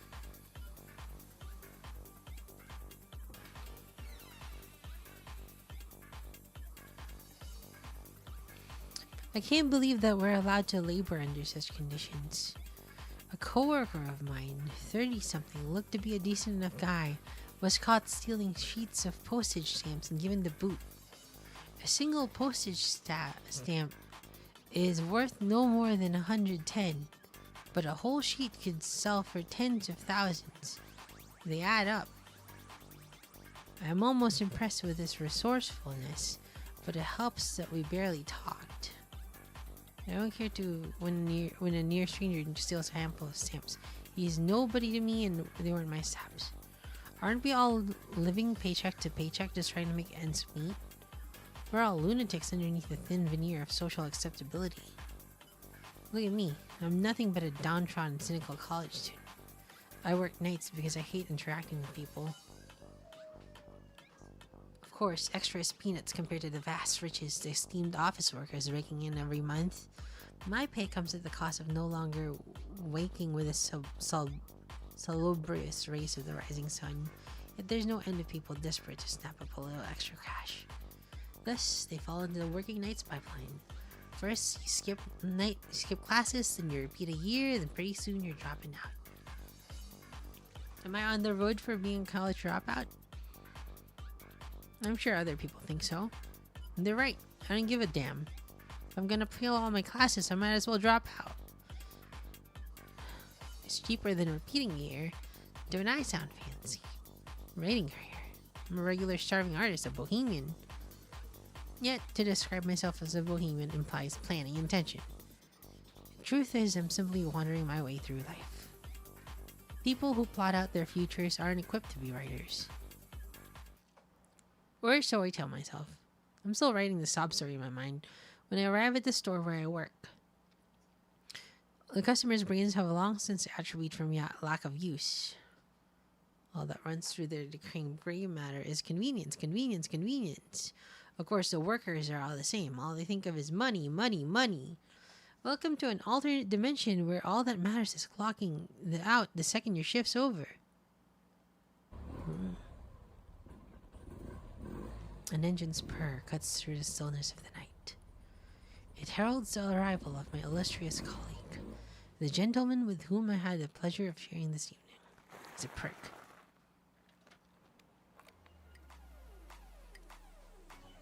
So, buddy? Picture of a troglodytic biker bro. He's got an awful shock of a tacky blonde hair, the intelligence of a monkey, and the lack of any other redeeming qualities. Granted, he isn't unattractive. It's probably how he's managed to get by. His handsome looks and amiable attitude mask the dearth of brain activity. I know his type. He'll get a girl pregnant when they're both much too young. He'll realize he got to provide to his new growing family somehow and run out to get a real job. Next thing you know, he's bought a giant car to take his happy family on camping outings and road trips. Oh, here comes baby number 2. Here comes baby number 3. Oh well, what can you do? Better hop on down to the furniture store and buy a new crib. He was big into motorbikes as a teen, and as he transforms his passion into a career in the auto industry, it helps that he's always been an active type. Does good work, gets paid a decent wage, yells at kids when they screw up, he blubbers with pride at their school plays, never thinks a complex thought, and he lives a happy life surrounded by wife, kids, and similarly boneheaded bros. All hypothetical, of course. Don't you think it's strange how backward this all is? Why is society set up to reward the morons and punish the thinking men? I've never seen this kitten look unhappy once. It's just not fair. Hey man, don't be jealous of me. What are you talking about? You're not jealous. Sure, you look like you are. Either way, happy to be working with you. This protag sucks. Yeah, biker bros are the society of animals.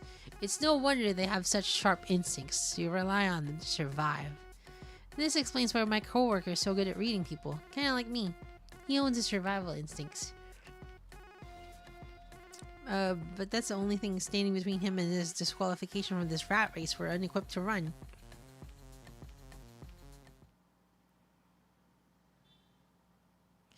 Our shift begins now.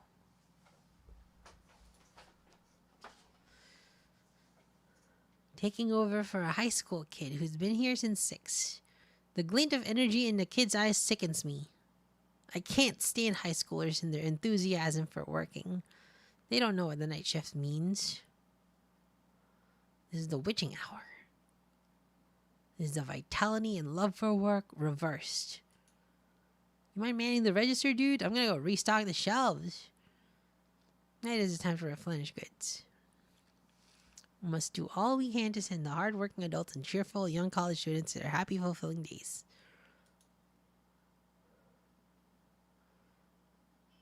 Ring up the shoppers. Stench is horrendous. Buckets of oil. Pump out the buckets of food to feed us. Every uneaten piece of junk food I toss in the trash makes me curse this culture of mass consumption further. Who is this? An overweight shopper decides he's overweighting. He yells out the number of his preferred brand of cigarettes. 514.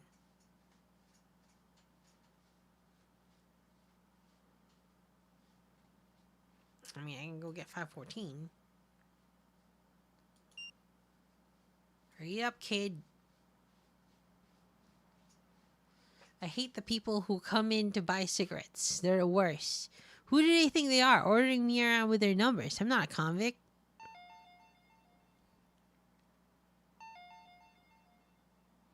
If ugly floozy is curt with me, give me a 417.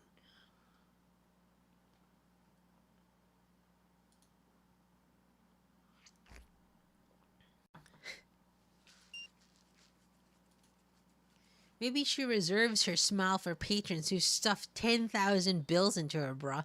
What the? This protagonist, what's going on? Hey, guys.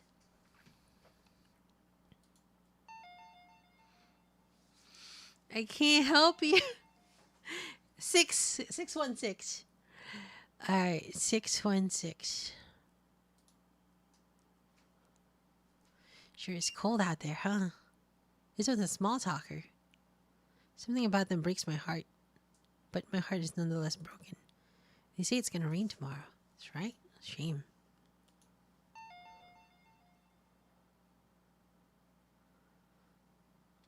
It's better when there are customers. The goal is not to look at the clock. It's better when there are customers.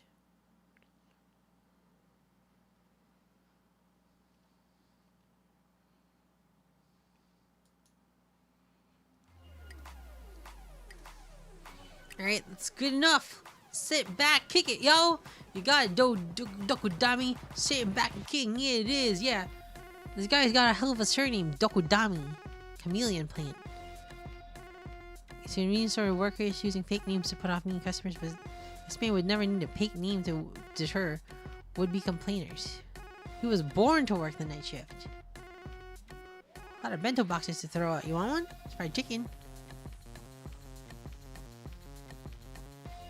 Mopping floors, bathrooms, stocking. 2 or 3 hours of work. Take our sweet time. We can make the work last until the morning rush, and the commuters fill the store and tie me up at the cash register until 8 o'clock rolls around. I collect my paycheck.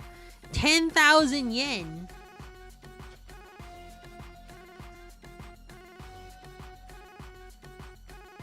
I'm gonna hit the slots after work. They got a promo going on. You should come with me and help me enter the lotto. I'll buy a ticket off for you. You gotta get a number.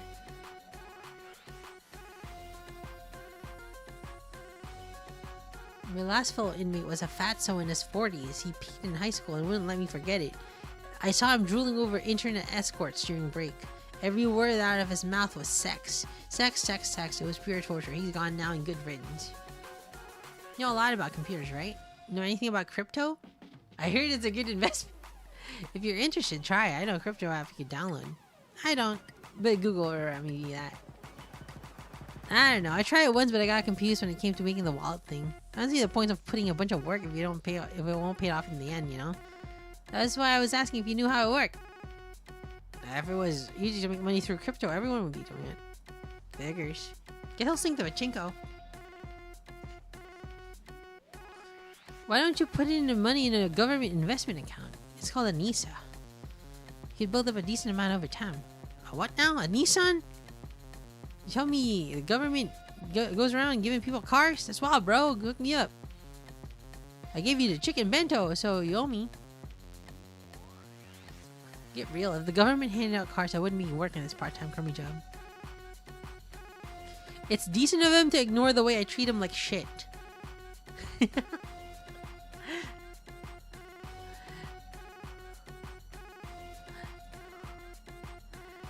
Biker bros are petty crime recidivists. What made you start working here? The money, man. They don't care if I dye my hair. The math's done by the cash register and I don't have to use my head or nothing. And who can pass up free bento boxes? It's a tacit agreement that we can take whatever expired food we want, provided we keep it on the down low. keep the peace, he makes sure we fulfill our bare minimum obligations. You know what we're treated like? Brownies. Helpful fairies who tidy up the store for next to nothing and vanish at dawn. We're barely human in his eyes.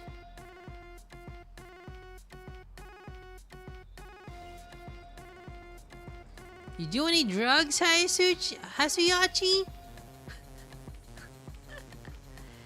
What are you, a cop? Nah, sorry, just curious. Not trying to push nothing. So I'm gonna pop a sleeping pill. Or the odd mind-altering substance. Never enough to get addicted. Getting high off of sleeping meds? What's that like? Your sleeping meds don't have the weird amnesia effects. They're safer that way. You're thinking of older medications. Is that all they do? They make you sleep? That's all they do. That's why they're called sleeping meds. I'm talking to a man with an IQ of 5. That said, it is nice to hold a conversation that doesn't require peeping into my interlocutor's mind. There's a feeling of safety almost. I don't have to think before I speak. Platonic ideal. The whole point of life is enjoying it. If you're not having a good time, you're doing it wrong. You've got the meaning of life all figured out, huh, Doggy-Dami-san? Sure do. We're here, so we might as well make the most of it.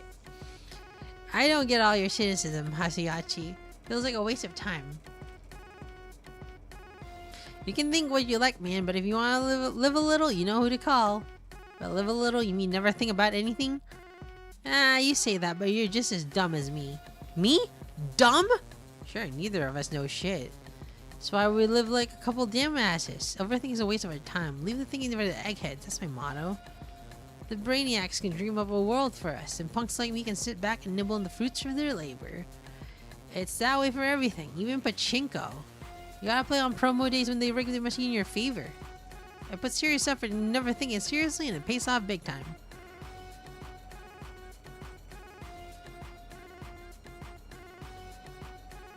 No wonder we overthinkers, we nihilistic nerds, never stop bashing these animalistic punks. We're as incompatible as oil and water. Thailand, right? Fucking love that place. Cute girls everywhere. Cute guys too. You think they're hot chicks, but then wham, they pull out their dicks.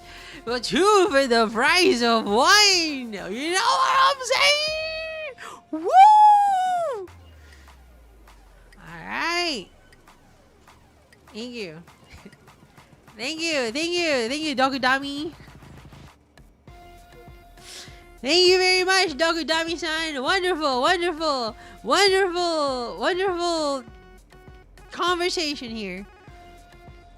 Dokudami, best character right here. Whatever rocks your boat, bro.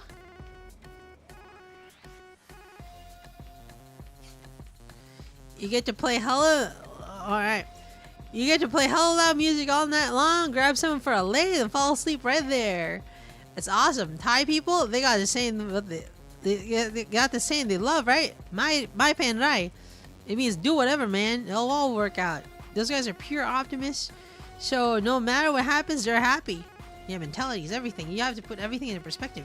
For example, just being a Japanese citizen grants you greater privileges than most of the globe. Exactly. It doesn't matter if you're jobless and poor. My pan rai, man. My pan rai. Well, why the hell they do their my pan rai thing? A bunch of white dudes are coming in and turning this country into a tourist attraction.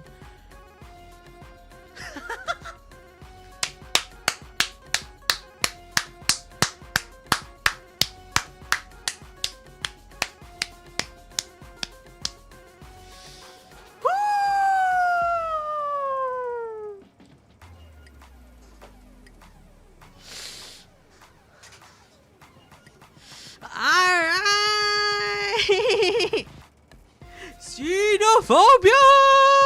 Woohoo!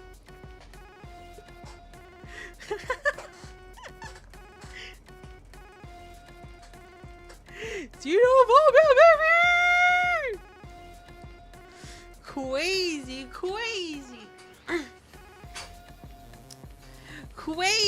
Crazy. They're stopping it. The whole country is a dug den and a fuck palace for white tourists.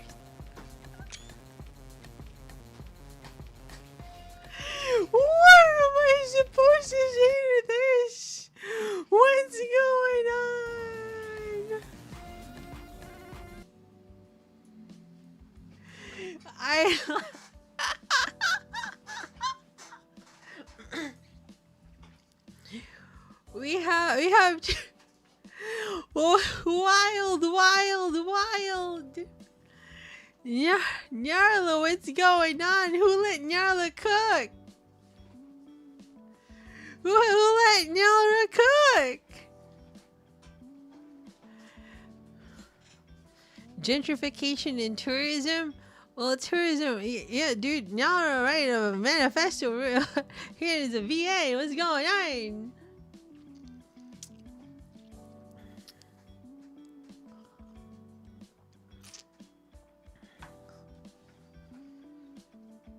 I gotta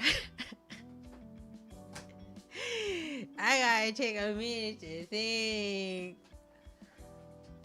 This is kind of weird. Dude, I don't know how I feel about this.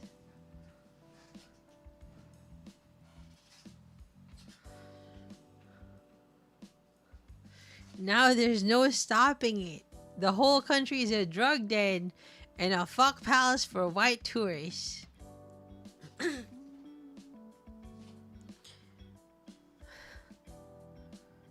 Yeah, I guess we can save, right?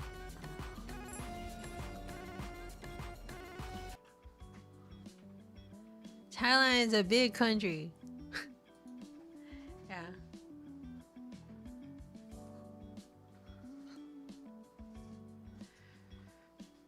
Oh, baby. we haven't even gotten to the paranoia part. I don't think we haven't gotten to the supernatural parts yet.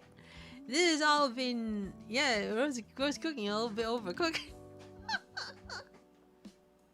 Crazy. Narula-san, what's going on? Who hurt you?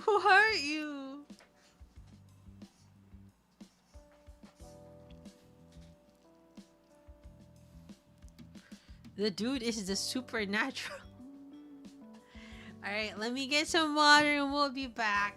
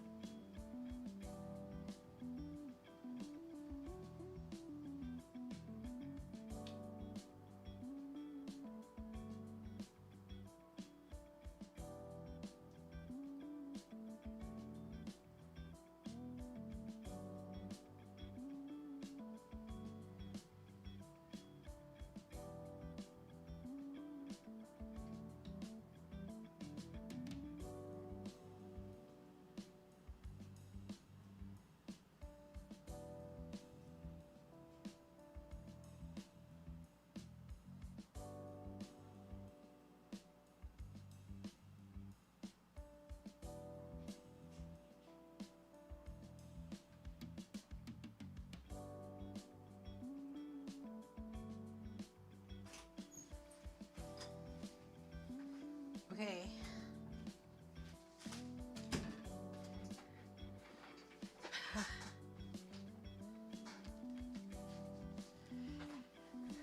I've got the water, but I don't know how to comment on this. My pen right, everybody.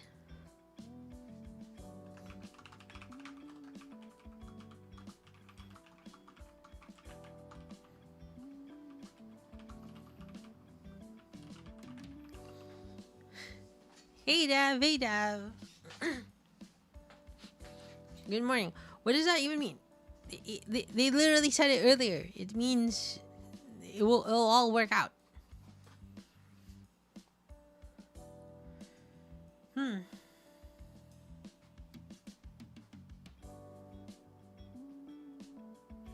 I know that the guy who works part-time is best qualified to offer an opinion in the economy of Thailand. No. This is the protagonist. Or was it? Oh no, it really was it. No.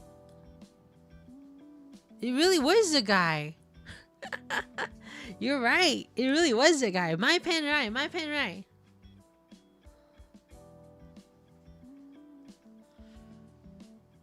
Oh boy.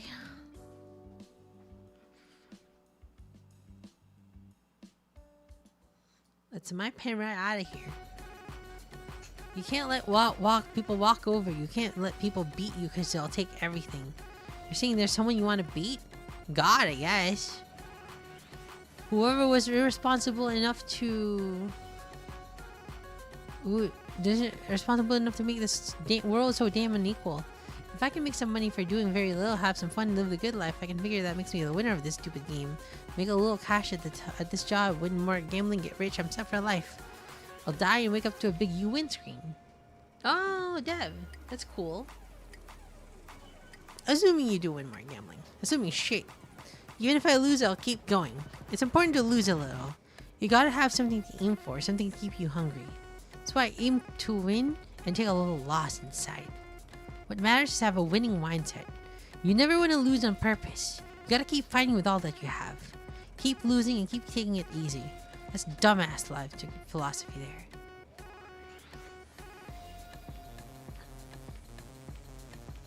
Being a punk's all about the mindset, the aesthetic.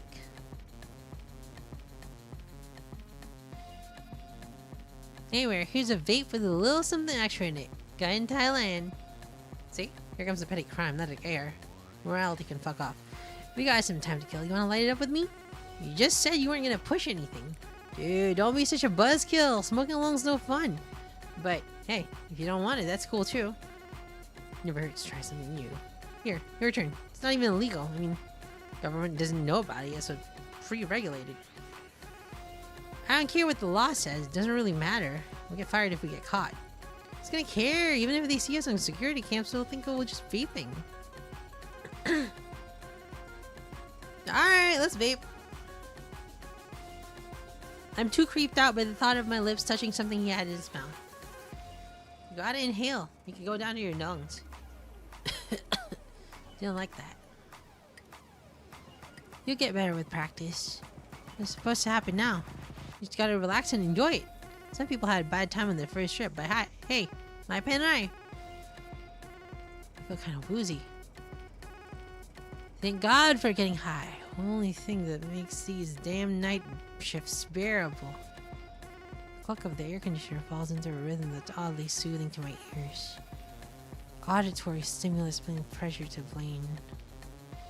How are you liking this? I don't know, it feels weird. Weird for slumping over and muttering to yourself. You gotta enjoy it. Laugh it up. We're both being weird.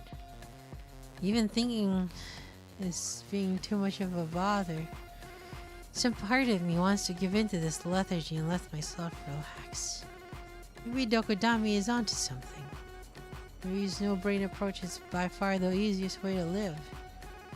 That isn't even strong, man. Right, let's go back out there and restock some shelves. Now, I might be able to, but you shouldn't. Your eyes are too red. No one's gonna notice. People who come in this late are all crazy anyway. I mean, fair.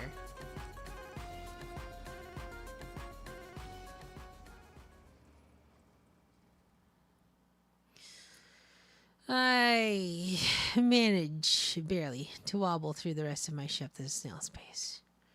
I've never seen the sun so stabbing bright, and I hate it. Dogodami, on the other hand, is waltzing off to the pachinko parlor. I was gonna yell at him for getting me high, but he just claps me on the shoulder with a big grin and says that was fun. But until then, my pen rai. My pen rai.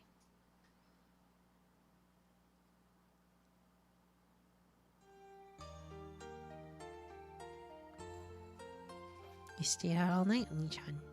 You're still awake, Sana. It's not healthy to be up so late. It's healthy to be awake at 9 a.m. It's school time. But you're not going to school, are you? Nope. You go every now and then, even if I go out for work. Society is cruel, but you can't give in to it. You're not allowed to cry. I'm not giving in, and I'm not crying. Screw society. You can't conform to it either. You fight it, and you interrogate it. Never forget that. The world is a cool place, and you don't need to adapt yourself to it. We talk to people at work, you know. There's this dumb dropout kid. Though he's got more going on between his ears than you'd think. Is he your friend? No, we're not friends. We talk to him because he's there, that's all. There are some things you can learn by watching from afar, as Hana knows. What do you know? Come on, I'm off to bed. Find a book to read or something. I'll stay beside you until you fall asleep. Sure, if that's what you want to. Sure, good night. While everyone else is at school, I'll sit here and read. I'll read lots and lots of books and learn about the world through their pages. Yeah? I'll keep borrowing more from the library then. Thanks. In this world, he who finds happiness wins, Oni-chan. Sleep well, Oni-chan. Good night, Oni-chan. Good night.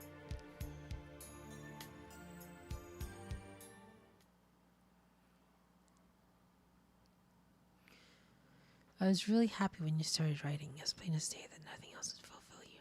I knew that was the only right way for you to be happy. You're on the right path, Oni-chan, I'm certain.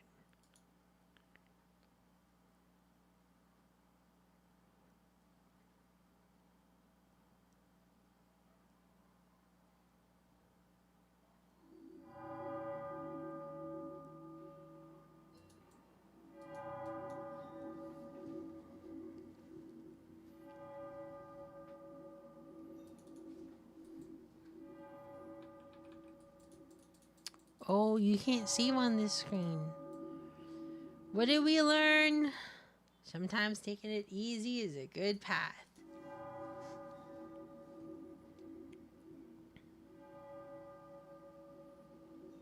Yeah, we get it. Panopticon. Savor one more roll of the dice. Batman, Slug, marriage. We'll go for this girl.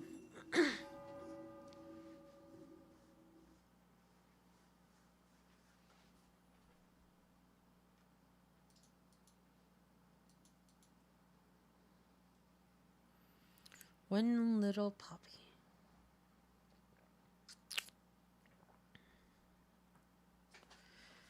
Burning bright, watch me, watch me. Come a light. There, my first star, shining in the night. Well, the game's in the description. You gotta be careful when it comes to relationships with the opposite sex. Especially in today's mutual surveillance society, treat every bit of personal information as correspondence as though it's public knowledge. In this twisted panopticon, you never know who's watching or what'll get leaked. True. The direct messaging feature on most social media platforms is a particularly temperamental beast. Young men and women are engaged in perpetual struggle. Find and couple with the best possible specimen of the opposite sex, all while dodging the pitfalls of our surveillance society. In this invisible war, DMs are a powerful tool to steal a march on the competition, as long as messages stay private. They let you interact out of sight with prying eyes. Move the conversation to Line or Discord, and you cleared the first hurdle. Screw it up, though, and your head's on the block. Now, any degree of success attracts some amount of attention online. As I mentioned, even my inbox sees its share of traffic. See you later, Deb. Opportunists are looking to stake their claim on an up-and-coming light novel author pour in by the dozens. I mean, like, by twos or threes. But it was this girl who caught my eye. Got a DM from a small account saying she loved my work, wanted to meet. Typical university-aged e-girl. Classic literature, famous paintings, gender issues, retro anime, classic cafes. Shallowly invoked by a smattering of her best moody selfies. She flattered authors who looked on the verge of going viral, no doubt sliding into their DMs the moment they let their attention go to their dicks and responded. Now she set her eyes on me. I figured I'd humor her. I was in the mood for it, I guess. To tread in an exposed bear trap. To step into the life of a woman like this. And yes, to bask in a little adoration. If I could use it in my work, all the better. To be clear, I wasn't planning on fucking her or anything. I couldn't have mustered the interest if I tried. Being able to read people's minds makes romance and sex into tedious endeavors. Like taking an endlessly long test you already damn know the answers to. Even mere attraction is a distant dream. Once I realized life is suffering, I lost that appetite entirely. I guess I'll go say hi. Bye, Sana. I'll be back soon. Alright, let's see. I'm the first to arrive at our meeting spots. Usually the guys have to take the initiative. Girls are a valuable commodity. The ones who can afford to be discriminating, and their scheduling reflects that imbalance. Or maybe I'm just stereotyping. Hey, Sensei, I'm sorry I'm late. Woo! Woo! Yeah, baby, let's go! Woo! Let's fucking go! Her chestnut-hued pigtails bounce brightly. White and blue ribbons flutter with hair they bind, touching her Lolita dress, skirt dripping like a willy. Yes! Let's go! Passing old-timers gawk at the bosom, emphasizing cut in the way their short skirt catches in the wind like she was designed in the lab to turn men on. She was designed in the lab to turn men on. Let's fucking go! I find sexual desires an exhausting notion. Me too. Section is the need most people are keenest to hide, much more than its cousin, food and sleep. They're quick to lie and hide behind pretense whenever it rears its head. As soon as you'll notice it lying under the surface, society becomes hell. Everyone's trying so hard to act like they're not secretly horny pieces of shit. We're all animals, I guess. It makes sense to want to procreate, but I've never gotten quite my useful disgust. Me too, buddy. Oh my gosh, this protagonist might be me. I might be the obnoxious protagonist. I want to prove myself that I'm above all that, but that I'm better than the rest. Hello there, you must be Tenjiku Botan. That's me. Just call me Botan. Yeah, you just remember my name, Sensei. I'm so happy. Being called Sensei feels nice. Female attention might do nothing for me, but I do like being recognized for my work. How well do you know Ikebukuro? I was just thinking I could show you around. No, I don't go outside much, honestly. Family's out on the sticks. I try to stay away from the crowds. And I'll be your guide. Thanks.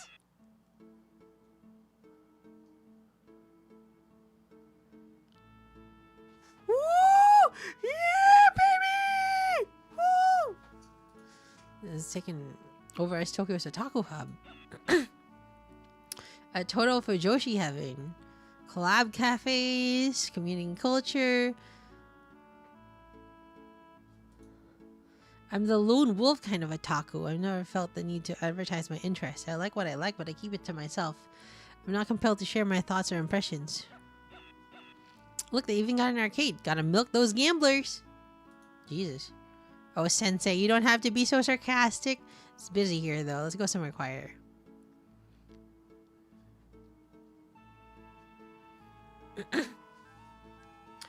This old bookshop is one of my favorite spots. What do you think? I hate to admit, this place has quite the atmosphere. A selfie with all these books would do numbers on social media and cast her as an intellectual bookworm to boot. Girls like her love seeking out places that play into their image.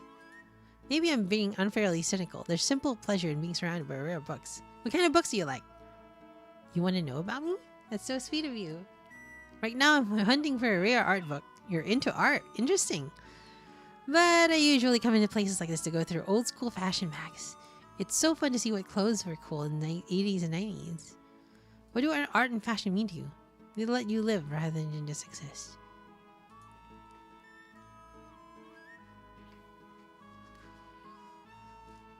Alright, so maybe this game is about like a guy that's learning to become I don't know, learning more about other people and realizing that people are actually thinking beings with their own opinions and thought processes. Let's take a peek into her heart.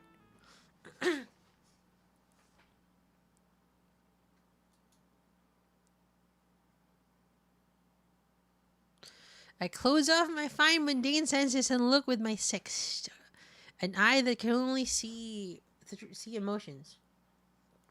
Slowly, the colors of her thoughts and feelings come into view. The true Tenjiku Botan, the girl behind the mask behind the username. The real face behind the meticulous makeup. He's actually pretty handsome. Not in an obvious way, but he's a real right-like luminous. And look at those sickly eyes. If I walked around with him, everyone would think I'd netted myself a one-of-a-kind catch. Sure, he's a bit on the misanthropic side, but so are all the college guys. All that cynicism's just a shield they protect themselves with while they look for a way to stand out. A guy like him has an erogenous zone more sensitive than his tip or his prostate. His ego. Stroke him there and he's sure to look my way. Thank you so much. Thank you so much. So that's her deal. Let's fucking go. Let's fucking go. She's gonna stroke me. Woohoo. Let's go. Thank you. She's not trying to use men to raise her profile. She's just out for validation. A relationship with a budding light novel author would be a potent weapon in the e-girl community.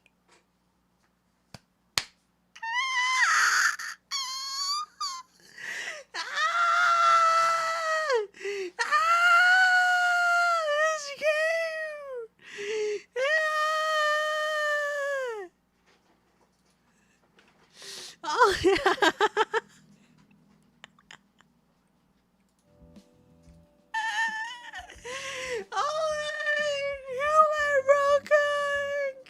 It's so good. It's so well done.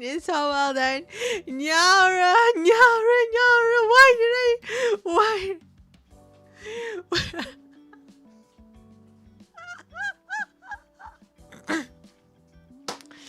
Why did I ever doubt you, Nyara? This might not be fine art, but this is certainly some fun art. This is some fun writing. It is exciting.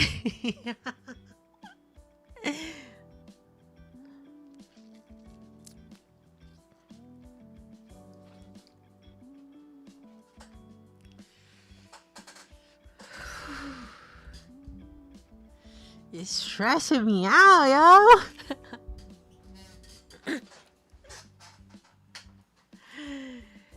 Okay. A relationship with a budding light novel author would be a potent weapon in the e-girl community. That's right. A relationship with she's a star fucker or something like that. Yeah, she's a star fucker.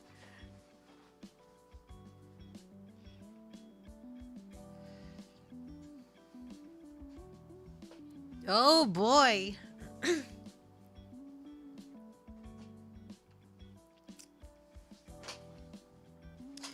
What can I even say about this? It's an all too common thing. It's an all too common thing. The e-girl community, you get railed by the stars. I personally, right? I don't get girls who go into an e-girl community. Like, why would you go into a community full of e-girls? It's like your competition, you know? Why would you? Our protagonist is not a star. He's a rising star. But like, you know, it's a... How do you say this?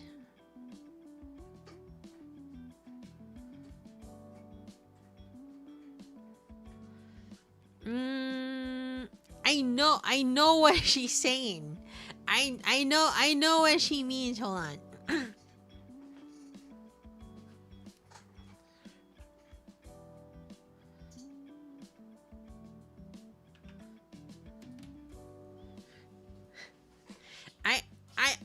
I get the pro tag and I get the girl as well.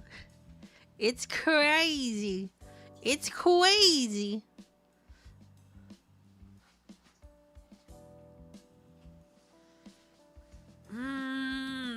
What do you guys think? What do you guys think about the girl? What do you think about the girl? And how do you feel about the read that our pro tag has on him?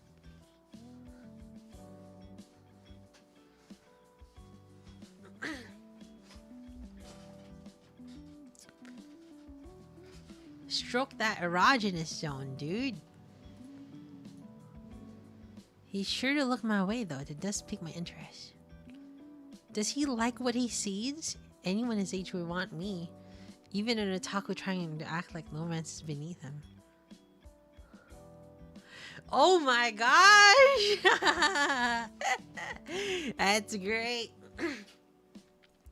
He's playing the aloof genius a little too hard, I think. Just because he writes light novels, he thinks he can have it up. Are all writers this way? He's like he's wary of me. He looks at me like he's sizing me up. I wonder if he's planning to use me in his writing. That's kind of hot. Oh. Woo! Yeah, baby! Let's fucking go!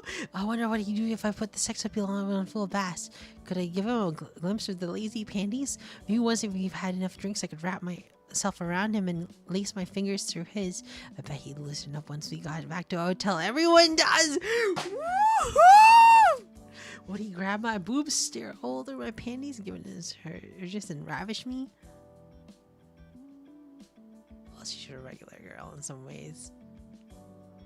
She's indulging in her sexuality under the guise of imagining mine, picturing me ravishing her to fantasize about being used as an outlet for male desire, desperate for an opportunity to affirm her body's worth. Woo! That's right, baby! I understand! I understand what you mean!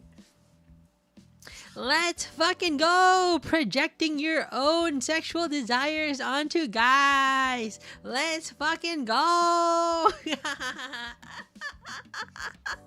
Nyaura, you are writing fire! You are writing some fire, dude! I like this game.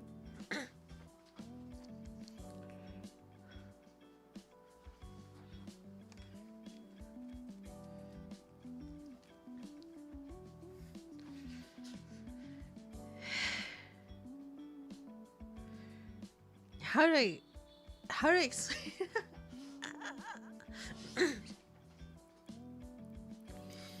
Oh boy, oh boy.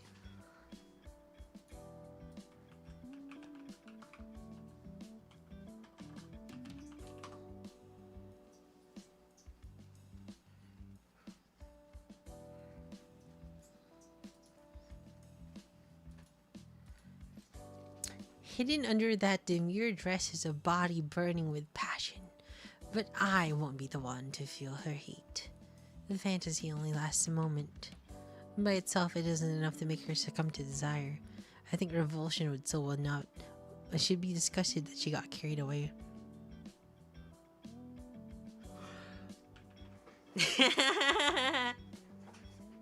How interesting! How interesting! I understand. The revulsion of getting carried away. The revulsion after being, I guess, crossing boundaries. How very interesting. How very, very interesting. She rates her own body too highly for that. Her youthful hunger for pleasure clashes with a reluctance to sell herself short. In that sense, she's very much her age. I'm gonna get this one, Sensei. Alright.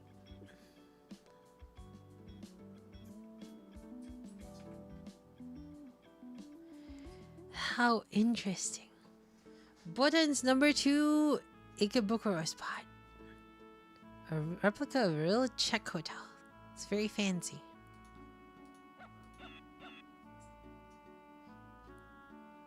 When I pay thoughtful attention to her, she turns surprisingly genuine.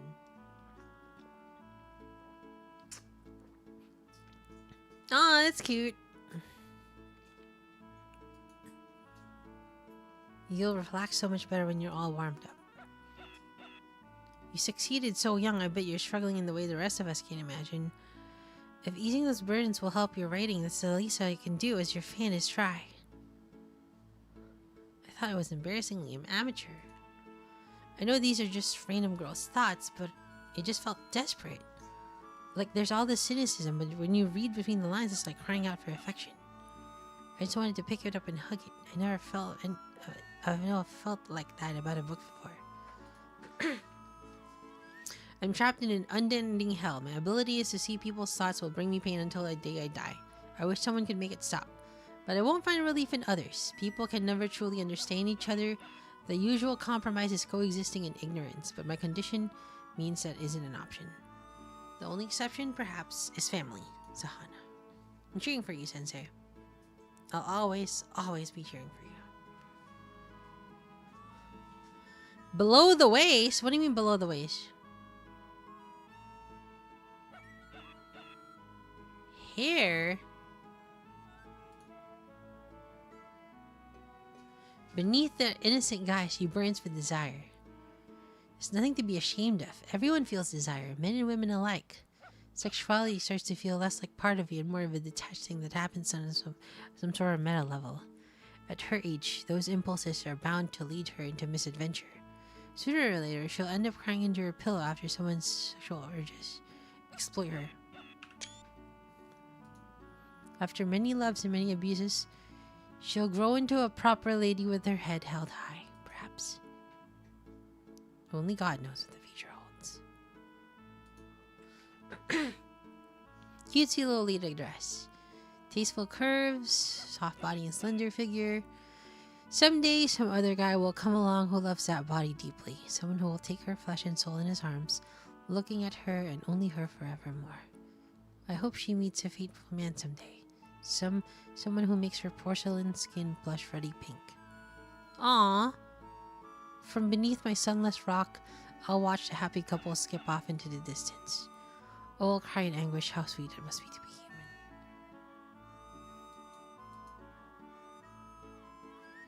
A girl's hair is an expression of her soul. Veneer of innocence she girds herself in. Her soul rustles as her hot tea fills the teacup. Every ribbon adds a dash of girlishness.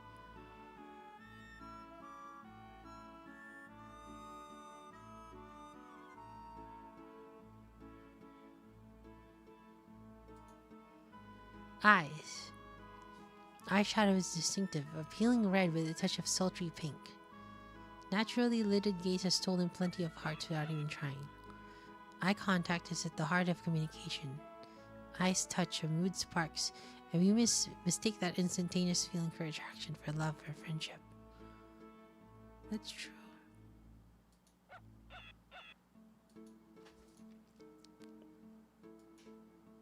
She knows how powerful her gaze is. That's why she wears such striking eyeshadow.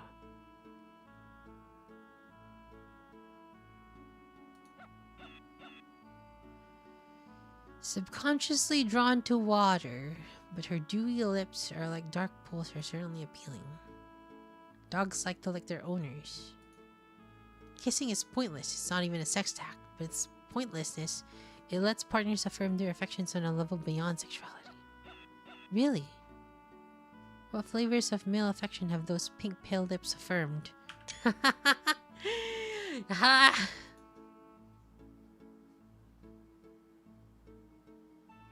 Let's do this again sometime, Sensei. I'll message you, okay?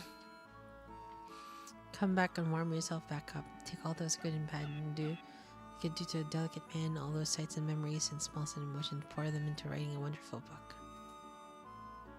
You have that skill. You experience sadness, experience suffering, and turn those dark, twisted feelings into words. You were born with that curse and that blessing, so get to you sometime. I'll pour a cup for you whenever you want. I really, really loved your book.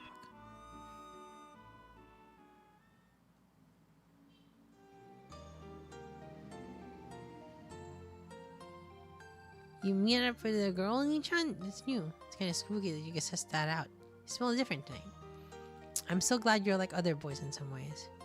It wasn't some hookup. It was gathering reference material. That too is something other boys do. Getting flustered and trying to deflect. She DM'd me. You need to be more careful about meeting fans, especially girls.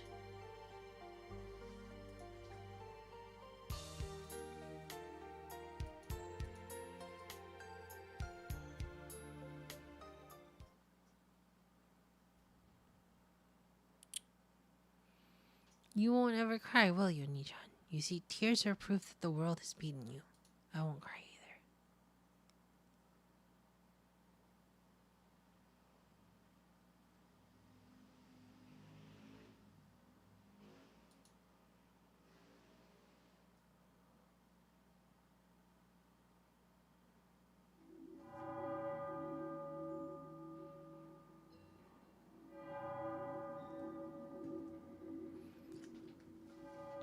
I'll start with the bat, but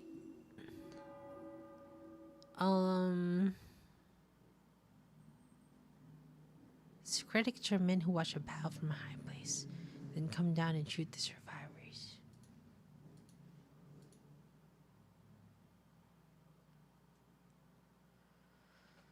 But I'll save it here.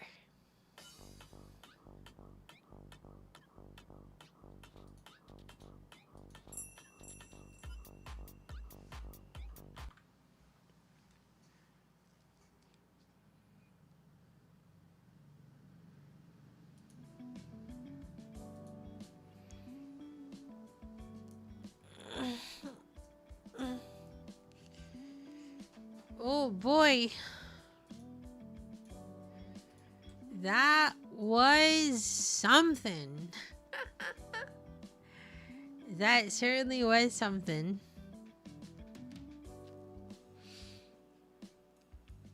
You know what? It's good. It's good. Yeah, anything can happen right now. It's cool. It's cool. It's cool. I like it. I like it so far. I like it so far. It's a lot more it's a lot more substance over it's a lot more substance over all the other stuff. There's certainly something there. There's something there. Opinions of the characters. Main character is insufferable, but I think he's supposed to be. He's somewhat aware that he is insufferable. The other characters, they're like supposed to be, oh, they suck, but it turns out they have a little bit more in their lives. Yeah, in their lives that are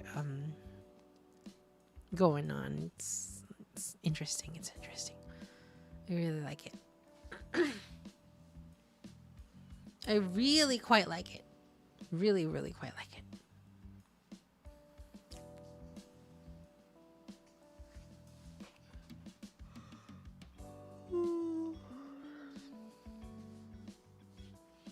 Now, I don't know if I'm about to nap, but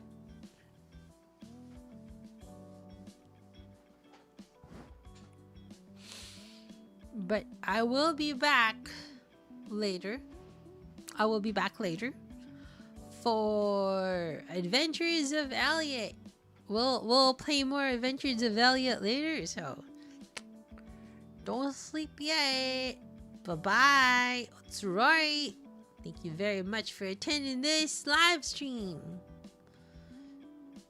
By that, I mean, thank you everybody for coming to this live stream. This is today's commenters. All of you are here. That's a lot of commenters today. Thank you very much. We had a lot of people come by this stream. Actually, a lot of people come by today. These are all the commenters today. Yes, yes, yes.